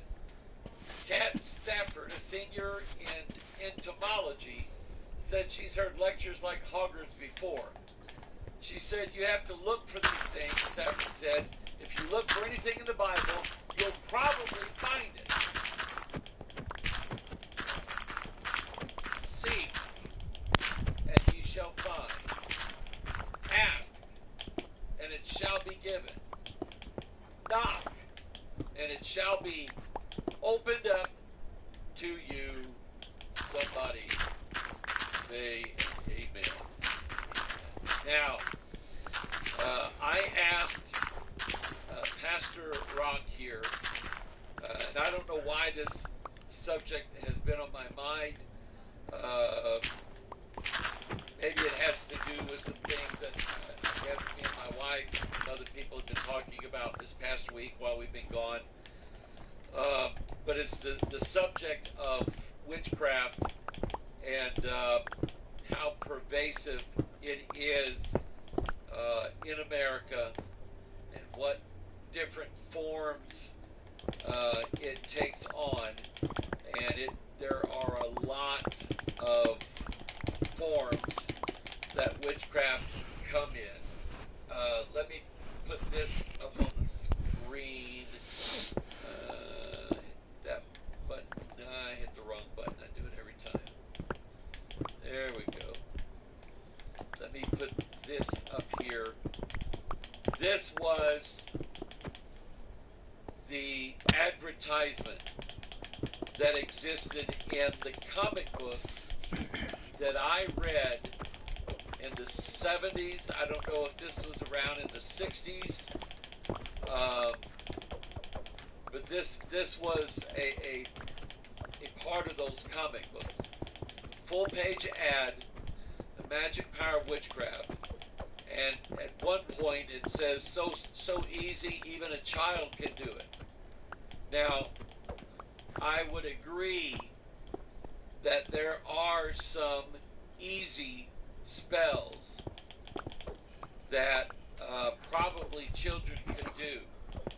However, I do not in any way, shape, or form encourage nor endorse any child trying to do any form of witchcraft whatsoever. To me, it is that dangerous. I have watched enough YouTube videos of people who are, and I don't know why pastors they'll do this. There are people who they'll be recording for YouTube, and they'll say, "Look, listen, I'm getting knocks on the wall, or I'm getting knocks on the floor, and there's nobody there. And where's all that coming from? And I'm getting stuff pushed off the shelves or whatever, and I'm getting doors knocked on, and I'm getting lights turned on and off, and it's freaking me out." So I wanted to know what I was dealing with, so I went and got a Ouija board. Great idea. I went and got a Ouija board and set a Ouija board down, and then I started contacting these spirits. Show me who you are. And they're getting all these letters that make words, and they're finding out some name that this devil wants to be known by. Listen, people, you are messing with what the Bible calls a familiar spirit. You are not to consult a familiar spirit. So put away all of your divination, no matter if it's a Ouija board, no matter if it's, I don't know, a pair of dice or a set of dice. Doesn't matter if you're using tarot cards or card captors. What's some of the other card games? Huh? Laughing Buddha. Laughing Buddha? No! What is a laughing Buddha?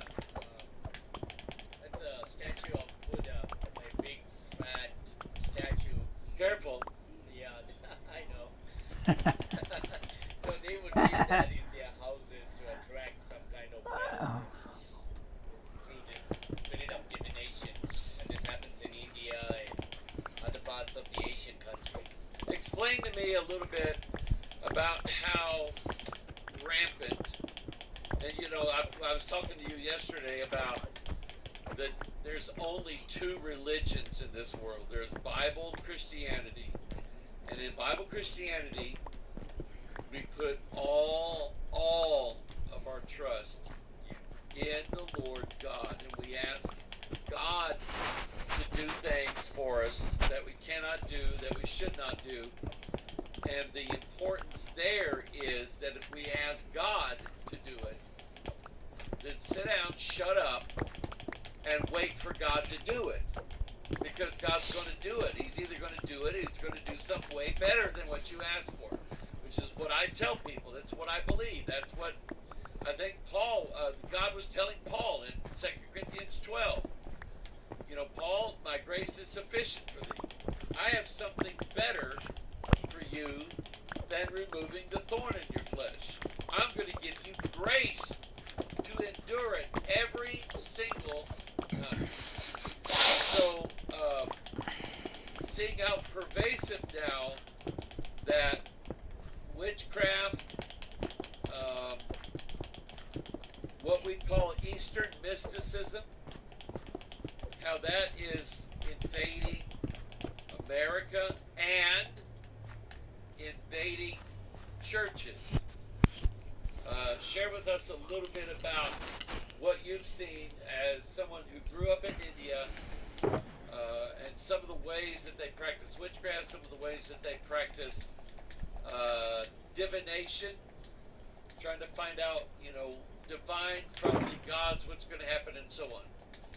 Well, the witchcraft in India is everywhere, and everybody uses it except the small little group of faithful Christians. It is used by the Hindus, the Muslims, the atheists, the Buddhists, and the Catholics, and especially from where I come, the Catholics are always into witchcraft, and they use that to destroy the neighbors. And the witchcraft substance that they use, basically it would be a black crow, or a lemon, or a charcoal, or chilies. They would use anything and everything, even the mud that you have stamped upon. Really? Yes, they would take the mud from where you stamped, and they would take that to the guy called Tantric, or the witchcraft doctor, or the sorcerer, or even or a hair from the head, and that will be taken and given to the sorcerer or the guy who does the divination. And he does this all kind of magics and inviting the evil spirit into it, and they use that to destroy their enemies, their neighbors, out of jealousy and envy. And I have two experiences myself.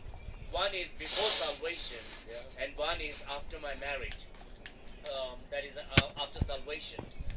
I will tell you one story recently that happened after my salvation. I mean, after I was married. There was a guy who was coming to our church. He was from this Muslim background. I led him to the Lord. He found a gospel tract. He called me up. I shared the gospel to him. This man got saved. And then he had a desire that his father would get saved. But his father was into this witchcraft of the Muslim religion. And he had warned me. He told me, Pastor, can you come and share the gospel to my father and to my aunt? And but I want you to know, my father is into this.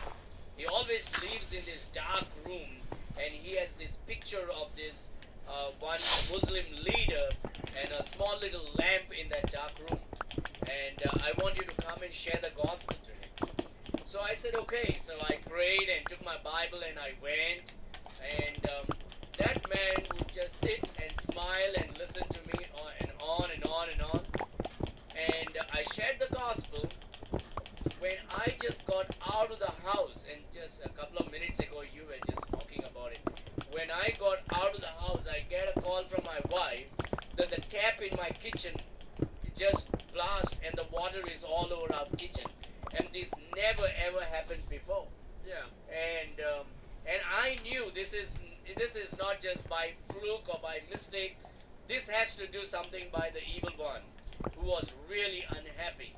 And but anyway, God gives us the victory all the time. And there was one experience that happened when I was unsaved. We were very, very poor. You know, because of us living in poverty. My uncle actually told me, you know, there is this a Hindu priest in that temple there. If you guys go, he told me and my brother, if you guys will go there and tell him your problem, and he will pray and he will give you something, and everything will be changed for you. You'll become rich. Wow. And we were very happy. And I think I was 16 years old. We were very happy, 15, 16 years old, and immediately the next day we took a bicycle and we went. It's about 12 kilometers, like 6 miles. We went there and into the temple, and this guru or this Hindu priest meets us at the temple door, and we told him, you know, one of our uncle told us to come and meet you. We have a lot of problems. We want to share that with you. And he takes us. Guess where he takes us?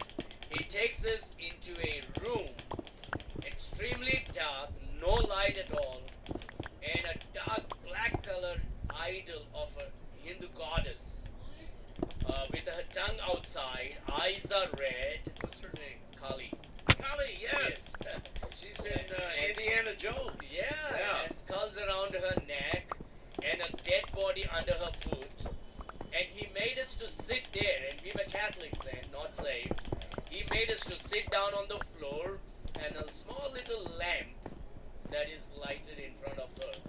And he takes some shells and throws it on the floor, and you know, and then he tells us to wear some ring on our finger with some stones. Yeah. He said this green emerald or red ruby. He told me and my wife, my brother, to do that.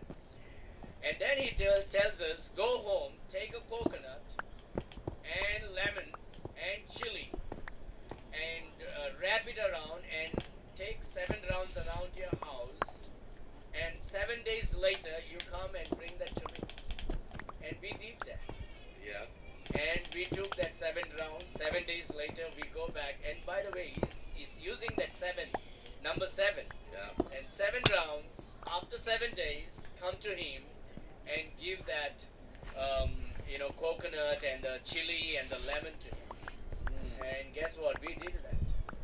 But in God's great divine care, God sent a great famine in my home, and we became more poorer than we ever were.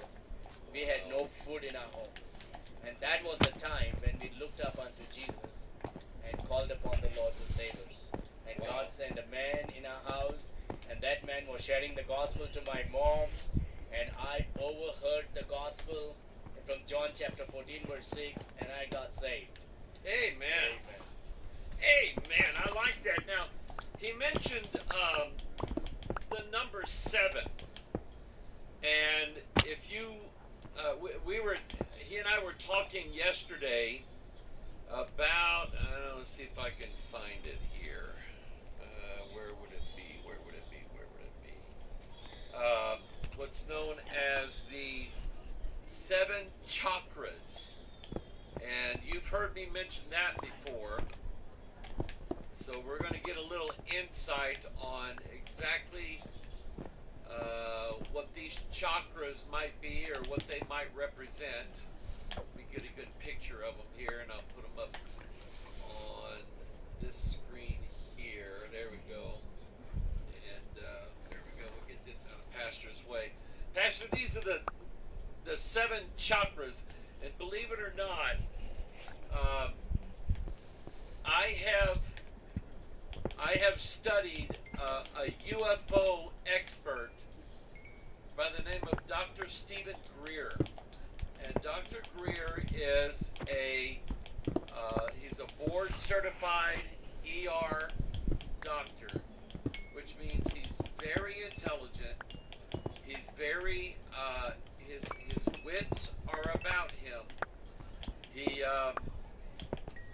has a very, very good grip, I guess, on reality and so on. However, when he started getting in contact with these, what we would call UFO dots or UFO entities, they were teaching him, or he was learning about, all the way back in his college days, when he was in his early 20s, he was learning about the 7 chakras that are built into every man, they're built into every woman, every child. You have them from, I guess you have them from birth all the way to death. Now, what are these 7 chakras, and are they something that, if somebody has them, should we be concerned about that somehow?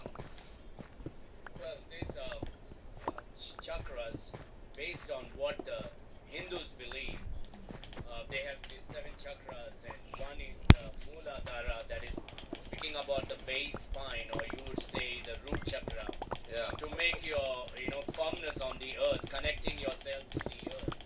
It's an earth element, and so you call it a root chakra, touching your genital organs, and that's why most of the time you will find in the Hindu religion or in the Indian culture, people sit on the floor to eat food, or even to do their pujas and all, because they're connecting their body to the earth, because it is in connection with their the minerals and their body, or their genitals, and that's what is called root chakra. Okay. This is what the Hindus believe, and I'm giving what they believe. Right. And then we can interpret what the scripture comes up. Then they have the Swadhisthana, that is the sacral chakra. Here it is. Here. Yeah. The sacral chakra. Yeah. Which is about pleasure and sexual thing. And you will find most of these, if you go to India, in some of the famous temples, you will find their gods and goddesses are all sensual. And, I'm not making it up. In the temples, you will find the pictures of their gods and goddesses with the positions of sex and or different kind of sexual activity. And that's what their gods and goddesses are depicted. Then there is the Mariputra, that's the navel chakra. Yeah, that's your belly button. Your belly button, about hunger and food and nourishment. And they try to tap on all those things. Then they have these Anahatara, that's their heart chakra. That's below your rib cage. Right. And it's about love and compassion and romance. Done it. And then we have Vishuddhi, that's the throat chakra, speaking about communication, communicating with people and communicating to the spirits. Right. And then is Agna, that's your third eye, where the Shiva is speaking about your sight and perceptions, and they try to go on their third eye right here. And you see that even in the, unfortunately, in so-called Christian thing, which is slain in the spirit, or which yesterday we Yes. Yeah. Talk about that for a minute. Yeah, the slain in the spirit. They try to put their thumb on the forehead or on the temple, try to tap and illuminate the people into these so-called spiritual realms. Yeah. And trying to connect with God. Unfortunately, even the Pentecostals, these charismatic people, use the same. It's the same spirit. I've been saying that. It's the same spirit. I have been nothing to do with the Holy Spirit. I know it. I thought about that for once, and I've told the people, my story a little bit about. I was searching for what God had, and you got all these Pentecostals saying we've got it. Oh, you need to experience it, and so on. So I go to this Pentecostal church here in town. The preacher preached a really good message. He wasn't pushing, Pentecostalism on me or anything like that. But I went down, and they went around, and they touched everybody on the forehead, and now everybody else around me fell down. I heard them being caught. They had a catcher behind me, and he had a baseball glove on, and he's going, come on, no, I'm just kidding. But anyway, they had a catcher behind me, and they come back twice on me, because it didn't work the first time. So when they touched my forehead again, and nothing happened, I was praying right then, God, thank you.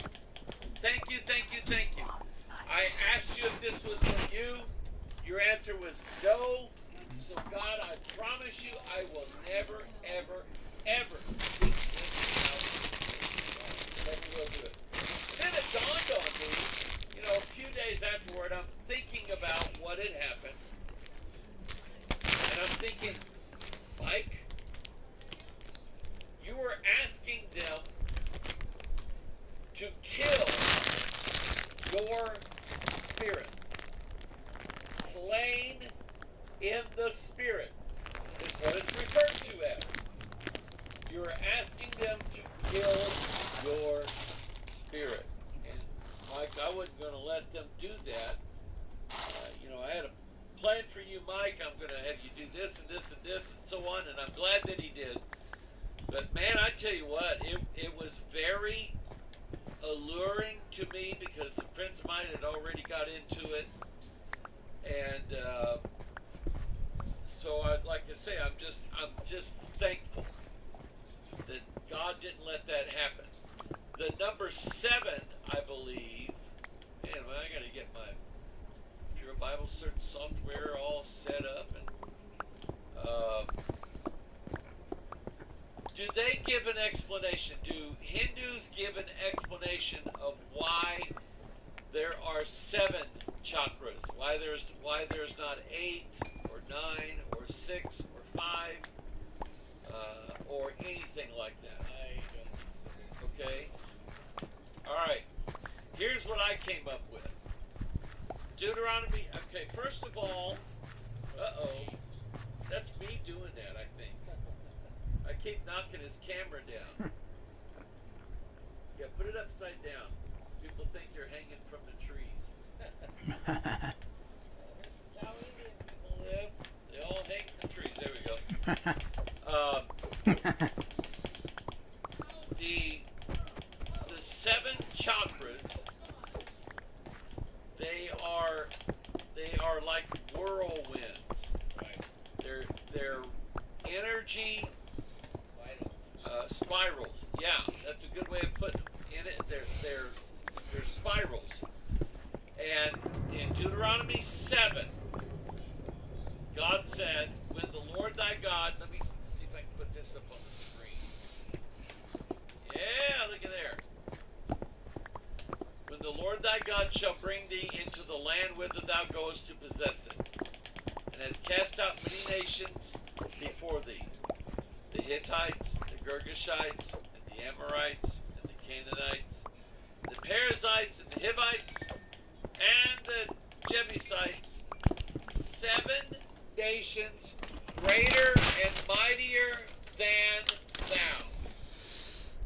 God said, when the Lord thy God shall deliver them before thee, thou shalt smite them, and shalt utterly destroy them. Thou shalt make no covenant with them, nor show mercy unto them. Neither shalt thou make marriages with them. Thy daughter shalt thou not give unto his son, nor his daughter shalt thou not take unto thy son, for they will turn away from thy son from following me, and that they may serve other gods. So will the anger of the Lord be kindled against you, and destroy thee suddenly. But this shall ye deal with them, or thus shall ye deal with them. Ye shall destroy their altars, and break down their images, and cut down their groves, and burn down their graven images with fire. So this is what God told Israel to do whenever they encounter these. Here they are, these 7 nations mightier than thou. And to me, those 7 nations are seen in the 7 chakras, that you allow them to invade your very being. You allow them this. In fact, you want this. You want these spirits to come into you. There's no doubt in my mind that Mary Magdalene probably felt that she was going to have power like she never had before. until she met Jesus. I love that story. Amen. So anyway, that's what and we know then that Mary Magdalene was delivered of 1, 2, 3, 4, 5, 6, 7. She had 7 devils in her, and she had to be delivered of them all, and Christ came to her and delivered her from the power that those demons had over her, and she became one of Jesus' most faithful followers. You know, to whom much is forgiven. How was it Jesus said that? She will serve me much because she has been forgiven of much, or something like that. You understand what I'm saying? And so anyway, we have the 7 nations there mentioned in Deuteronomy 7. We have the 7 spirits that are basically spirits of death that show up in the book of Matthew. The spirits that were driven away, or driven out of Mary Magdalene. But then I think you have the 7 heads of the beast, the 7 crowns that he wears, and I think that's part of it as well. I'm just looking at 7s that I know of for sure in the Bible. And then the 7 unclean spirits like frogs coming out of the mouth of the beast and the Antichrist. Tell me a little bit about what you think about those in relation to maybe Hindu mythology or whatever. Well, you know, what the Hindu mythology does, you know, they take the facts of the Bible, of the Old Testament. Yeah. They take the fact of the Old Testament and make it into a colorful truth. Once upon a time, a couple of decades ago, they all believed it was a mythology. Unfortunately, now in the recent decade, they all believe it's no more a myth, but it's a holy scripture. Right. You know, they are very open about it. Now they don't say it's myth or mythology. They say it's a holy scripture, and they go by that now, and they believe that's their true God. Once upon a time, they believed in evolution. Yeah. Like you find their God, you know, with elephant head, with the body of a man and a Ganesha. Yeah. So you know, so they will go hand in gloves with anything and everything. But in the recent days, they become more religious, and you know, I have a story to tell you about in the Bible. Okay. About a man called, about this group of people called Angori Babas. I don't know if you can pull those pictures and show them. Oh, let's see. Angori Babas in India. You gotta spell it. And I want to show why the Western countries are pulled towards the Eastern religion now in this day and age. Angori Babas. Alright. Yes. That's them there. Let me put that on the screen. Go ahead. So Angori Baba, basically, if you see Angori Baba, you find him in the Bible also, and he's there in Mark chapter 5. A man with unclean spirit, legions, and this man was living among the tombs, eating the dead body, the dead flesh, cutting himself, throwing dust on himself, and people tried to control him, bind him, but he would destroy the chains until he found Jesus. And when Jesus came, the Bible says, you know, he made him free. You know, the evil spirit went into the swine, and the Lord set him free, and he was sitting with clothes and with the right mind, sound mind. Yeah. Now, these Angori Babas are still living in India. They live naked. They throw dust on their bodies. They live among the dead. They eat the flesh. And people worship them. They eat what? They eat the dead corpse. The flesh of the dead body. And it's happening even now. Why do they do that? They think that's where the power comes. And that's witchcraft. Isn't there a law against that in India? No, you know, there are considered as gods. Really? Yeah, spiritual gods. And so they are worshipped, and people go and worship their private parts. Yeah, and they eat the dead body. They live among the dead body. So you find that in Mark chapter 5. And you know, that's the biggest way of witchcraft. Man. So what power does this give them? Evil power, satanic power, yeah. So, you know, from the dead body, what else you get? You know, it's the evil spirit, greater power of the evil one. Yeah. To destroy others, to kill the neighbors, to take revenge. Here's what it would be. Necromancy. Is that only one time in the scriptures? Necromancy. Yes, so. Yeah. These are the forbidden practices. In fact, let's go through these, and then for each one, I'm going to ask you to tell me how that might be practiced in India. All right? So God says, and this is all about 9. Okay, you have 9 fruits of the Spirit. You have 9, 18 deeds of the flesh. And so you have basically these, it's the opposite of the 9 fruits of the Spirit. Okay?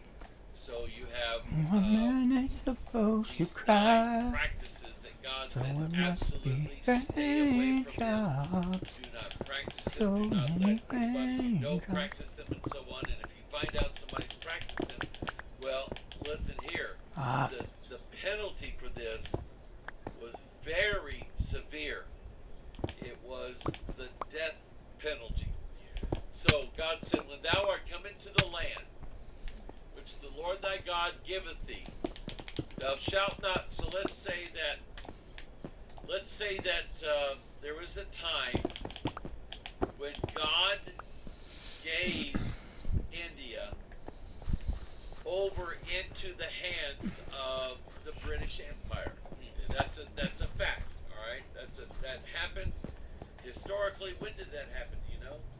Well, in 1947, we got our freedom. Okay. So 400 years they ruled. Wow. Good. That's pretty good. Wow. And correct me if I'm wrong, but I heard Carol Matriciana say this. She said that before the British really established themselves in India, the idea of a hospital or an emergency ward or some form That will of in perfect peace whose mind is stayed on you, food giveaway, because he trusteth in thee. things like that, Isaiah 26:3. I love that verse. almost never practiced because of the caste system. Because the idea that if you were a lighter skinned, better spoken Indian than your darker skinned, lower formed brethren, then it's obvious that nature has chosen for you to be down on that level, and you are up on this level. You're coming very, very close to becoming a god or goddess of the earth. And so when the British Empire came in and settled itself for the very first time, because of Christianity. Because of Christianity, the Christians move in, and Christian thought moves in, and all of a sudden now we're going, well, shouldn't there be a hospital for these people? I mean, they are people.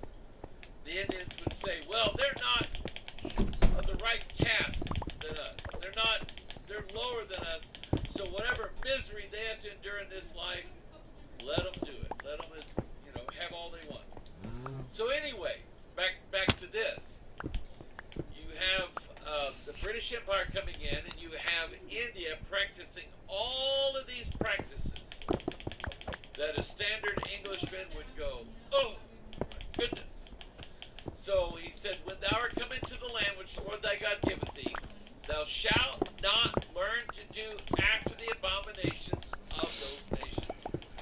First thing God said is, when you go in, don't come back practicing their form of whatever it is that they taught you. Don't do it in my land. He said, verse 10, there shall not be found among you any that observe, or that useth divination. I missed part of it. There shall not be found among you anyone that maketh his son or his daughter to pass through the fire. Now we know about Molech. Still practiced in India. How is it practiced? Oh, they put these coals of fire on the ground.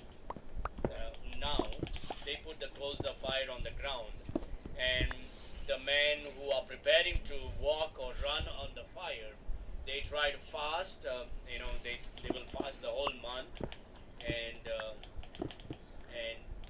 on the day of running on the fire, they will all come with an orange-colored dress, dressed up. They'll mostly walk on their foot, and it will be absolutely, if they eat, it will be a vegetarian food, nothing to do with beef or non-veg.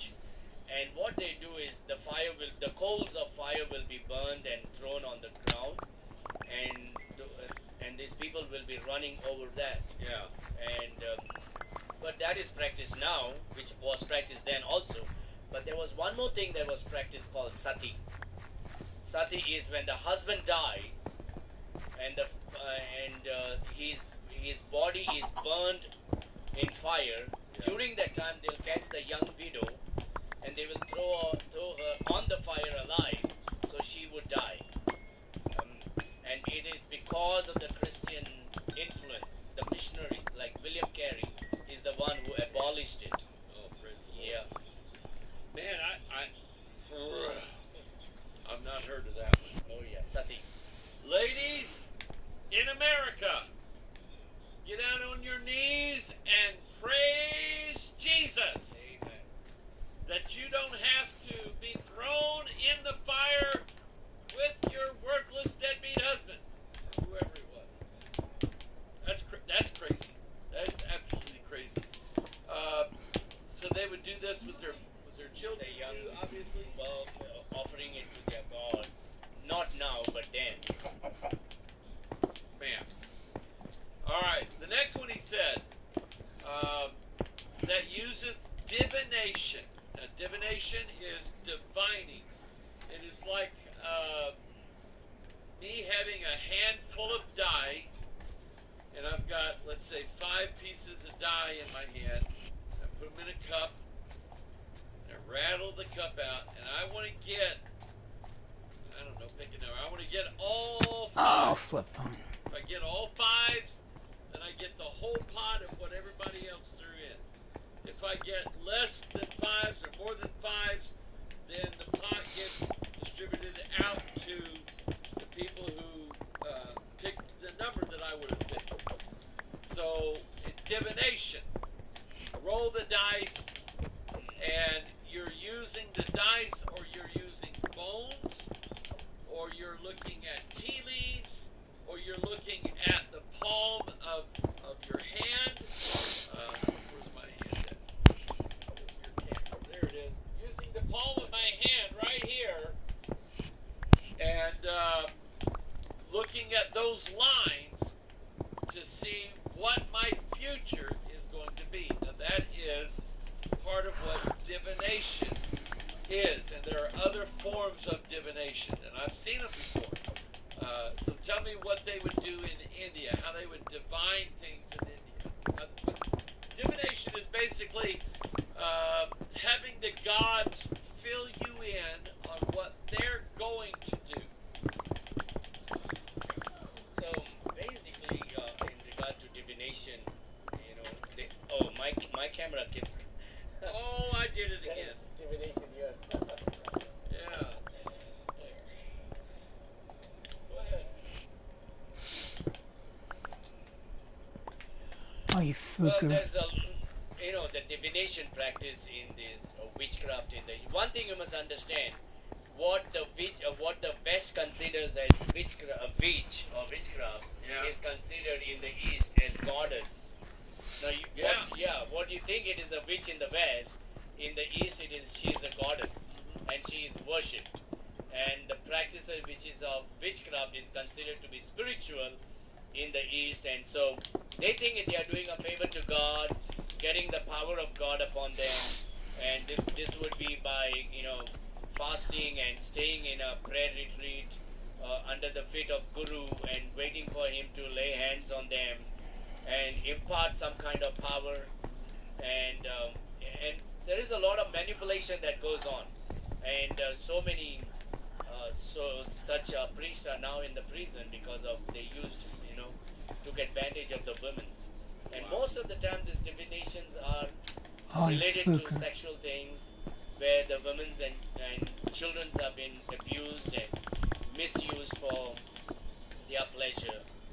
And in one sense, the government of our country has gone after them and imprisoned them also.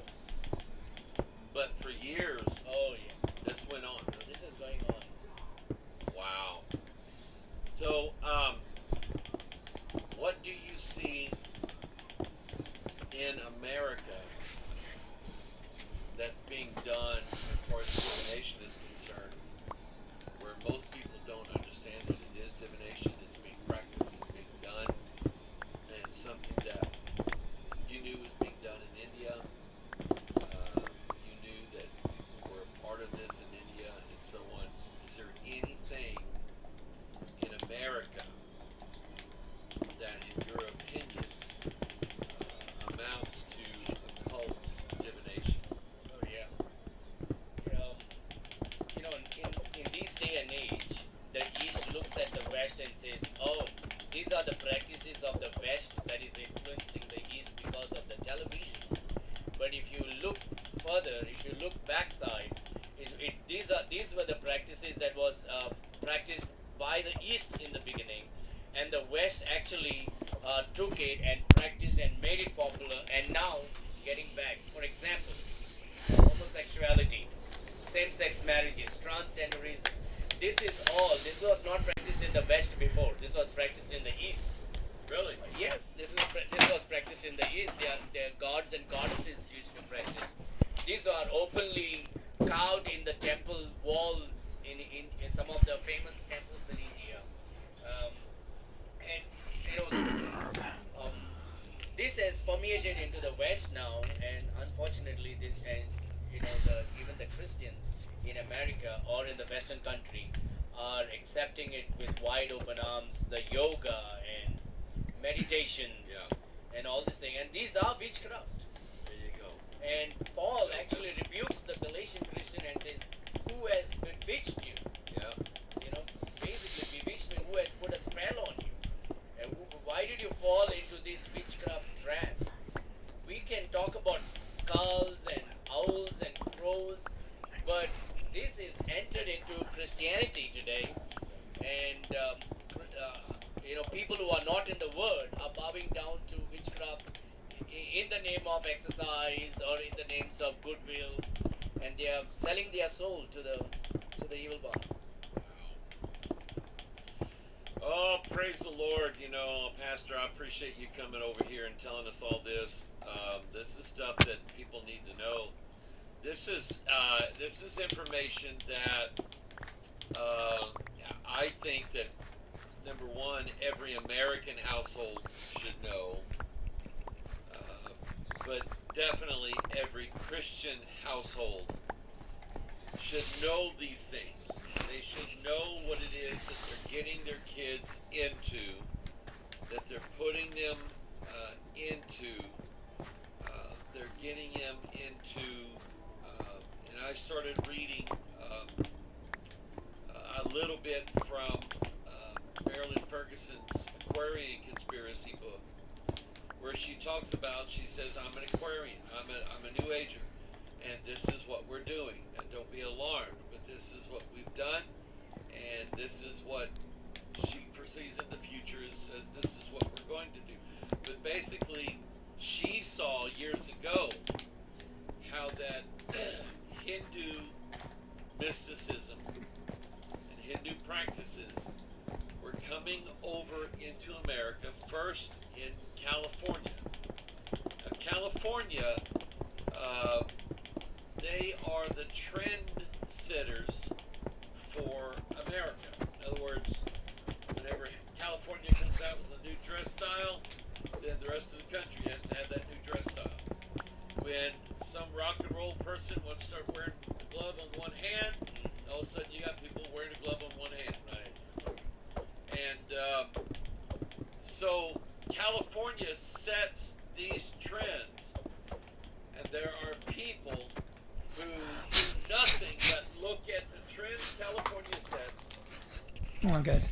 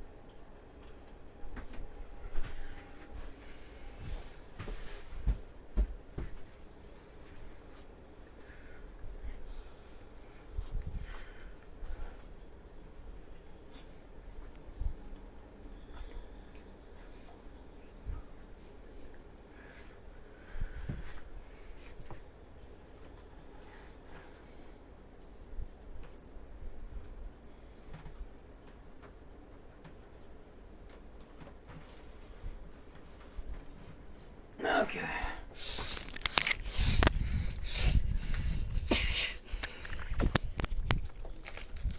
And then they basically promote those. I'm not just talking about the way people dress. I'm talking about the way that they're clothed, the way that they're taught, the way that they're treated. And I had a family from San Diego several years ago that they were scared to death. They got married, but they were scared to death to have kids. And I said, why?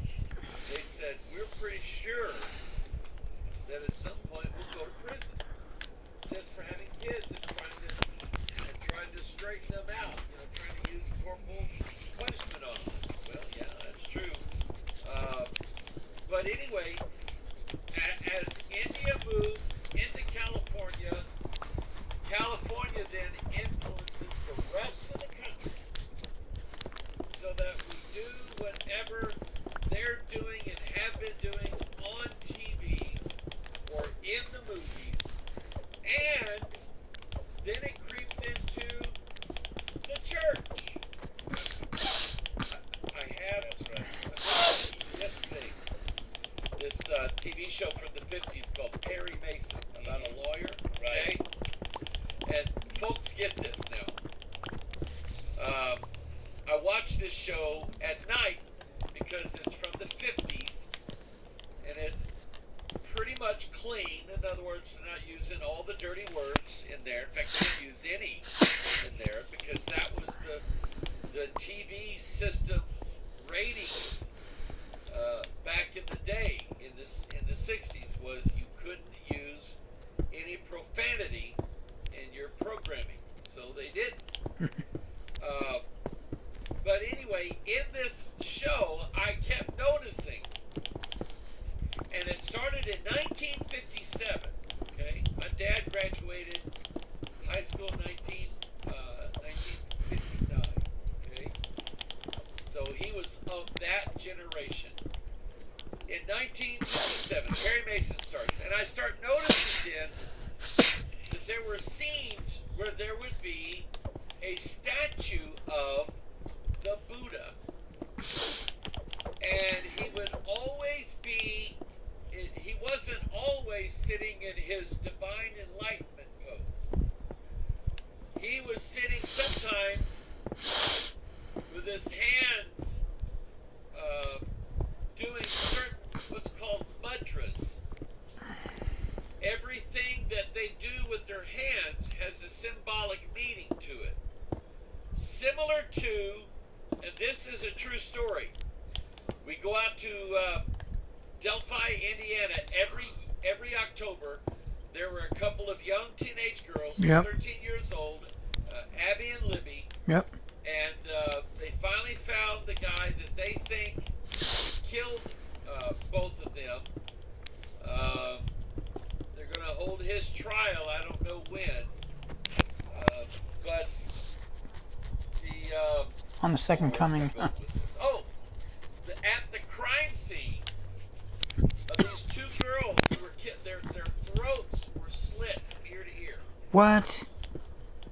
In their blood, the guy draws this rune character of the letter F, which has its own sacred, mystical, powerful meaning. So if you were a practicing runist and you knew the power of runes and you cast rune spells on people, and if you saw that somebody had put a certain rune on a certain tree, you might want to be careful about going across on that land, because that guy's got, I'll tell you what I think he's got. I think he's got spiritual powers that are watching over that. I think there's principality devils and powers and rulers of darkness. So anyway, spiritual wickedness in high places. Ephesians 6, I believe. In America. So in Perry Mason, every now and then, they deliberately show a statue of the Buddha in some form of pose using different mudras. And those different mudras, the way his hand is gesturing, like this, I don't know all of them, but they all mean something.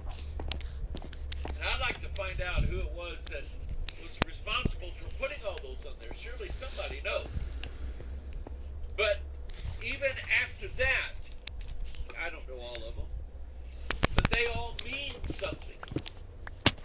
I'd like to find out who it was that Mudra and those show a statue of the Buddha in some form of pose using different mudras.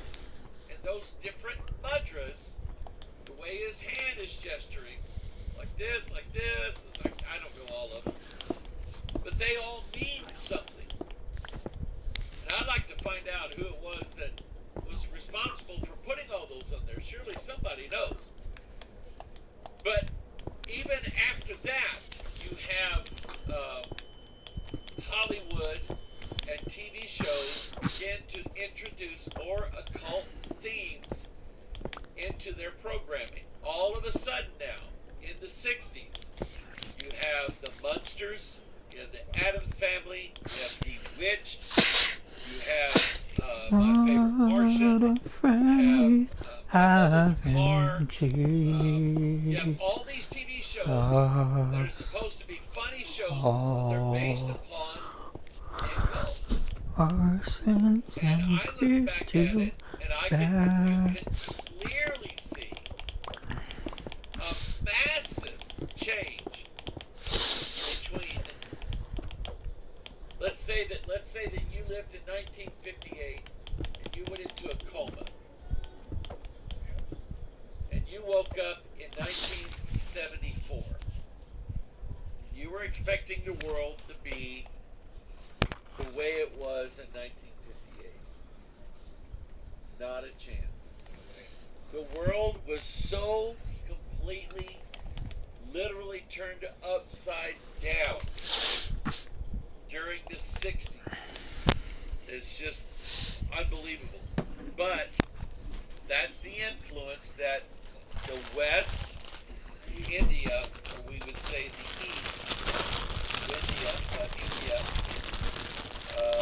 Japanese thought, Chinese thought, Indonesian thought. Shoot, you even got Muslims running around Thailand. Yeah. You have all of this influence now in this country, and you need to understand that it's like you brought up yesterday, something that I have believed for several years now. Whenever Bible Christianity is allowed to thrive in a land, you have cleanness. You have clean streets, clean infrastructure. Yeah. But when you go clean infrastructure. Yeah. Clean infrastructures. Yeah. But clean infrastructures. Yeah. But when you go to a nation that is ruled over by darkness, it is. There is garbage. There is filth. There is poverty.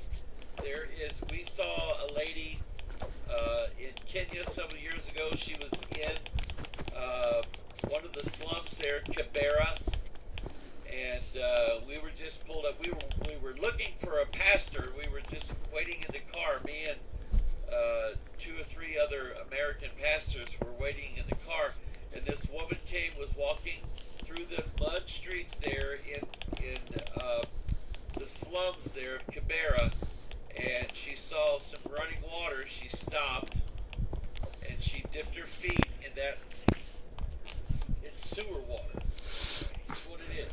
It's water mixed with sewage, and it's running down because they'd had some rain, and she's just dipping her feet in that, and kind of dampening off with the mud around it, and she went on her way. And I'm like, that's sick. Yeah, that's just sick. Raindrops, so many raindrops. pass through the fire, divination, observer of times, astrology. How is astrology practiced? Oh, very much. The time is, practiced very much. Like, if they would, get married, they would go to this guru or a priest, and they will find out the exact time, what time they have to get married, and they will make sure that it will not be before or after that. Really? Yeah.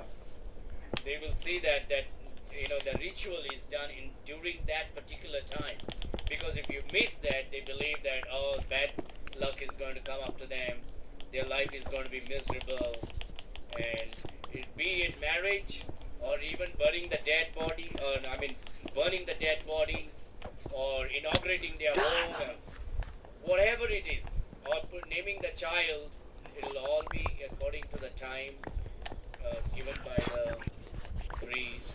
That's crazy. Yes. That is superstitions. Is what that is. All right. So let's see here. Observer of times, an enchanter, someone who gives enchantments, the repetition of chants. How's that done? That's in every religion, basically. Yeah, it is. And even in Pentecostalism, speaking in tongues. There you go. Repeating the same thing. Yeah, you are. Sha-na-na-na-na, sha-na-na-na-na, sha-na-na-na-na. All right. It's in Catholic religion, saying the rosary, wind repetitions. Exactly. It's in Islam, it's in Hinduism, it's in every religion. Yeah. Thank God, in Christianity, God says, just talk to God like a child will talk to the Father. All right, a witch. Tell me about how a witch would practice witchcraft in India. How would you know if a woman was a witch? How would you know that? In India, basically, they will be worshipped. And it's so easy to know. She will say she's the Devi, she's the Ma, she's the mother, or she's the goddess. And there are so many women in the eastern country today are worshipped as God when they are actually the witch. Witch of India. They will go to them for blessings. You were talking about that earlier. This is Kali, yeah. That's Kali. Ooh, let me put Kali up on the screen. Not Callie. Callie goes to church here. Sorry, Callie. This is Kali. Now, Kali, if you watched California. Indiana Jones California. Temple of Doom, then you learned a little bit about Kali worship. Kali is she's like the Jezebel of Hinduism. She is the female spirit. She is mystery, Babylon the Great, the mother of harlots and abominations of the earth, so on and so on. And so you're saying that when people would see this woman out in public,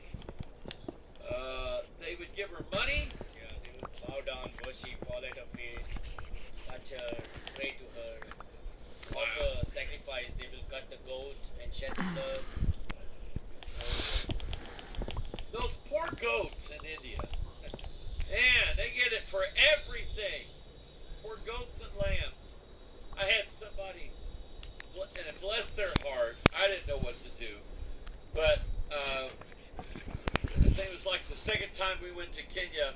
We were in western Kenya. We were in Migori, Kenya, and there was a lady, an American woman, who had done mission work out there, and she pretty much lived out there.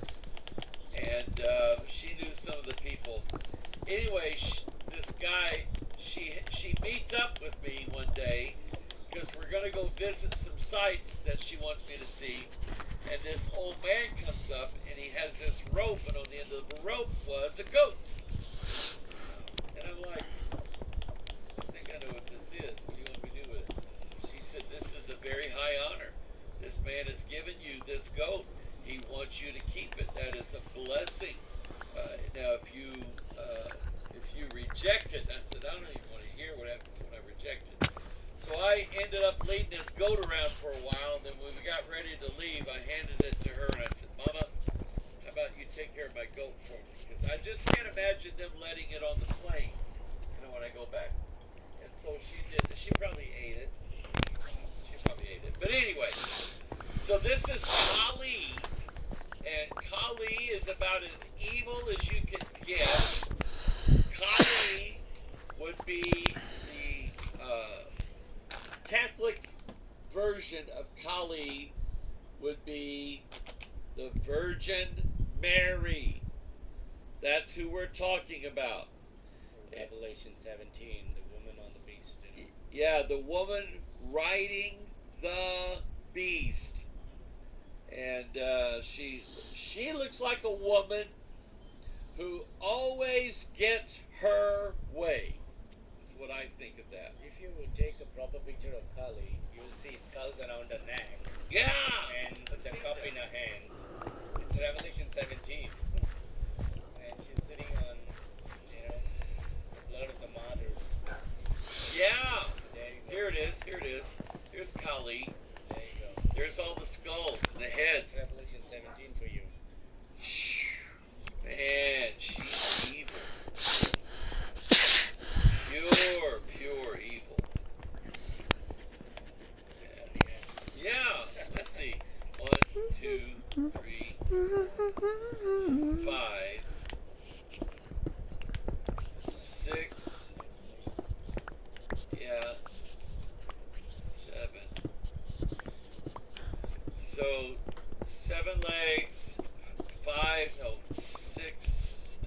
hands on the right side, and same amount on the left side. That's just crazy. Oh my! I forgot that one. 1, 2, 3, 4, 5, 6, 7, 8, 9,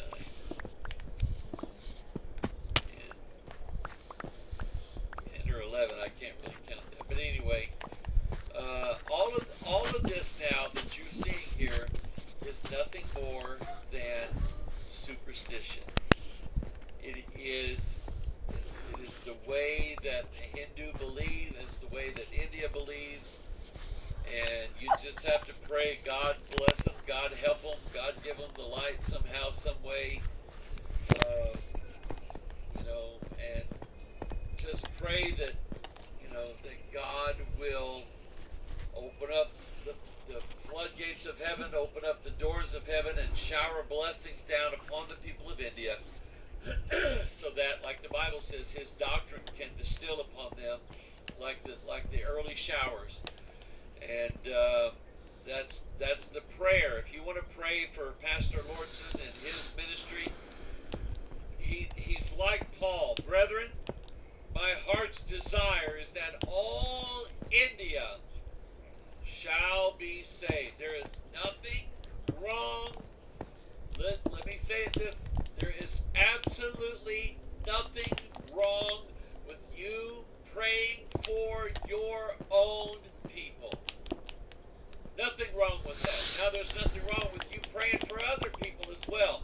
But there's nothing wrong with you to pray for your own. Now, there's nothing wrong with you praying for other people as well. But there's nothing wrong for you to pray for your own people. Because your people need to hear it, my people need to hear it, his people need to hear it. Will the world see we need Jesus? And I want them to hear it before the last days, before it gets too bad. Pastor, I've had more than my share of fun today. Appreciate you being online. If it works out Thursday, we'll do it again. Only we'll talk about something way weirder than that. All right? Definitely. Thank you for having me, Pastor. Oh, yeah. Absolutely, all my pleasure today. Yeah. And he is, like I said, he preached here Sunday morning. He preached night service for us, and then, like I say, he did Pastor Michael online today, and we'll see about Thursday as plane leaves out Friday. You're headed to where? Colorado. Colorado! And then he's headed back to Nebraska, where his wife and children are patiently waiting for him. Then he's going to head back to India. So please, please, please, please keep him in your prayers. Where's my little happy music at? There we go. Now I got happy music going on here. Yeah, I love it. All right, God bless you. You're the reason why we do what we do. Keep us in your prayers always. Always. Pray for us as we as we try to be a blessing to the people of Turkana. Pray for us as we feed them. I got shown some pictures today of our 4 orphans when we first found them. And it'll break your heart. I'll probably show you that on Thursday. Alright? Alright, I love you. God bless you. Thank you. Bye.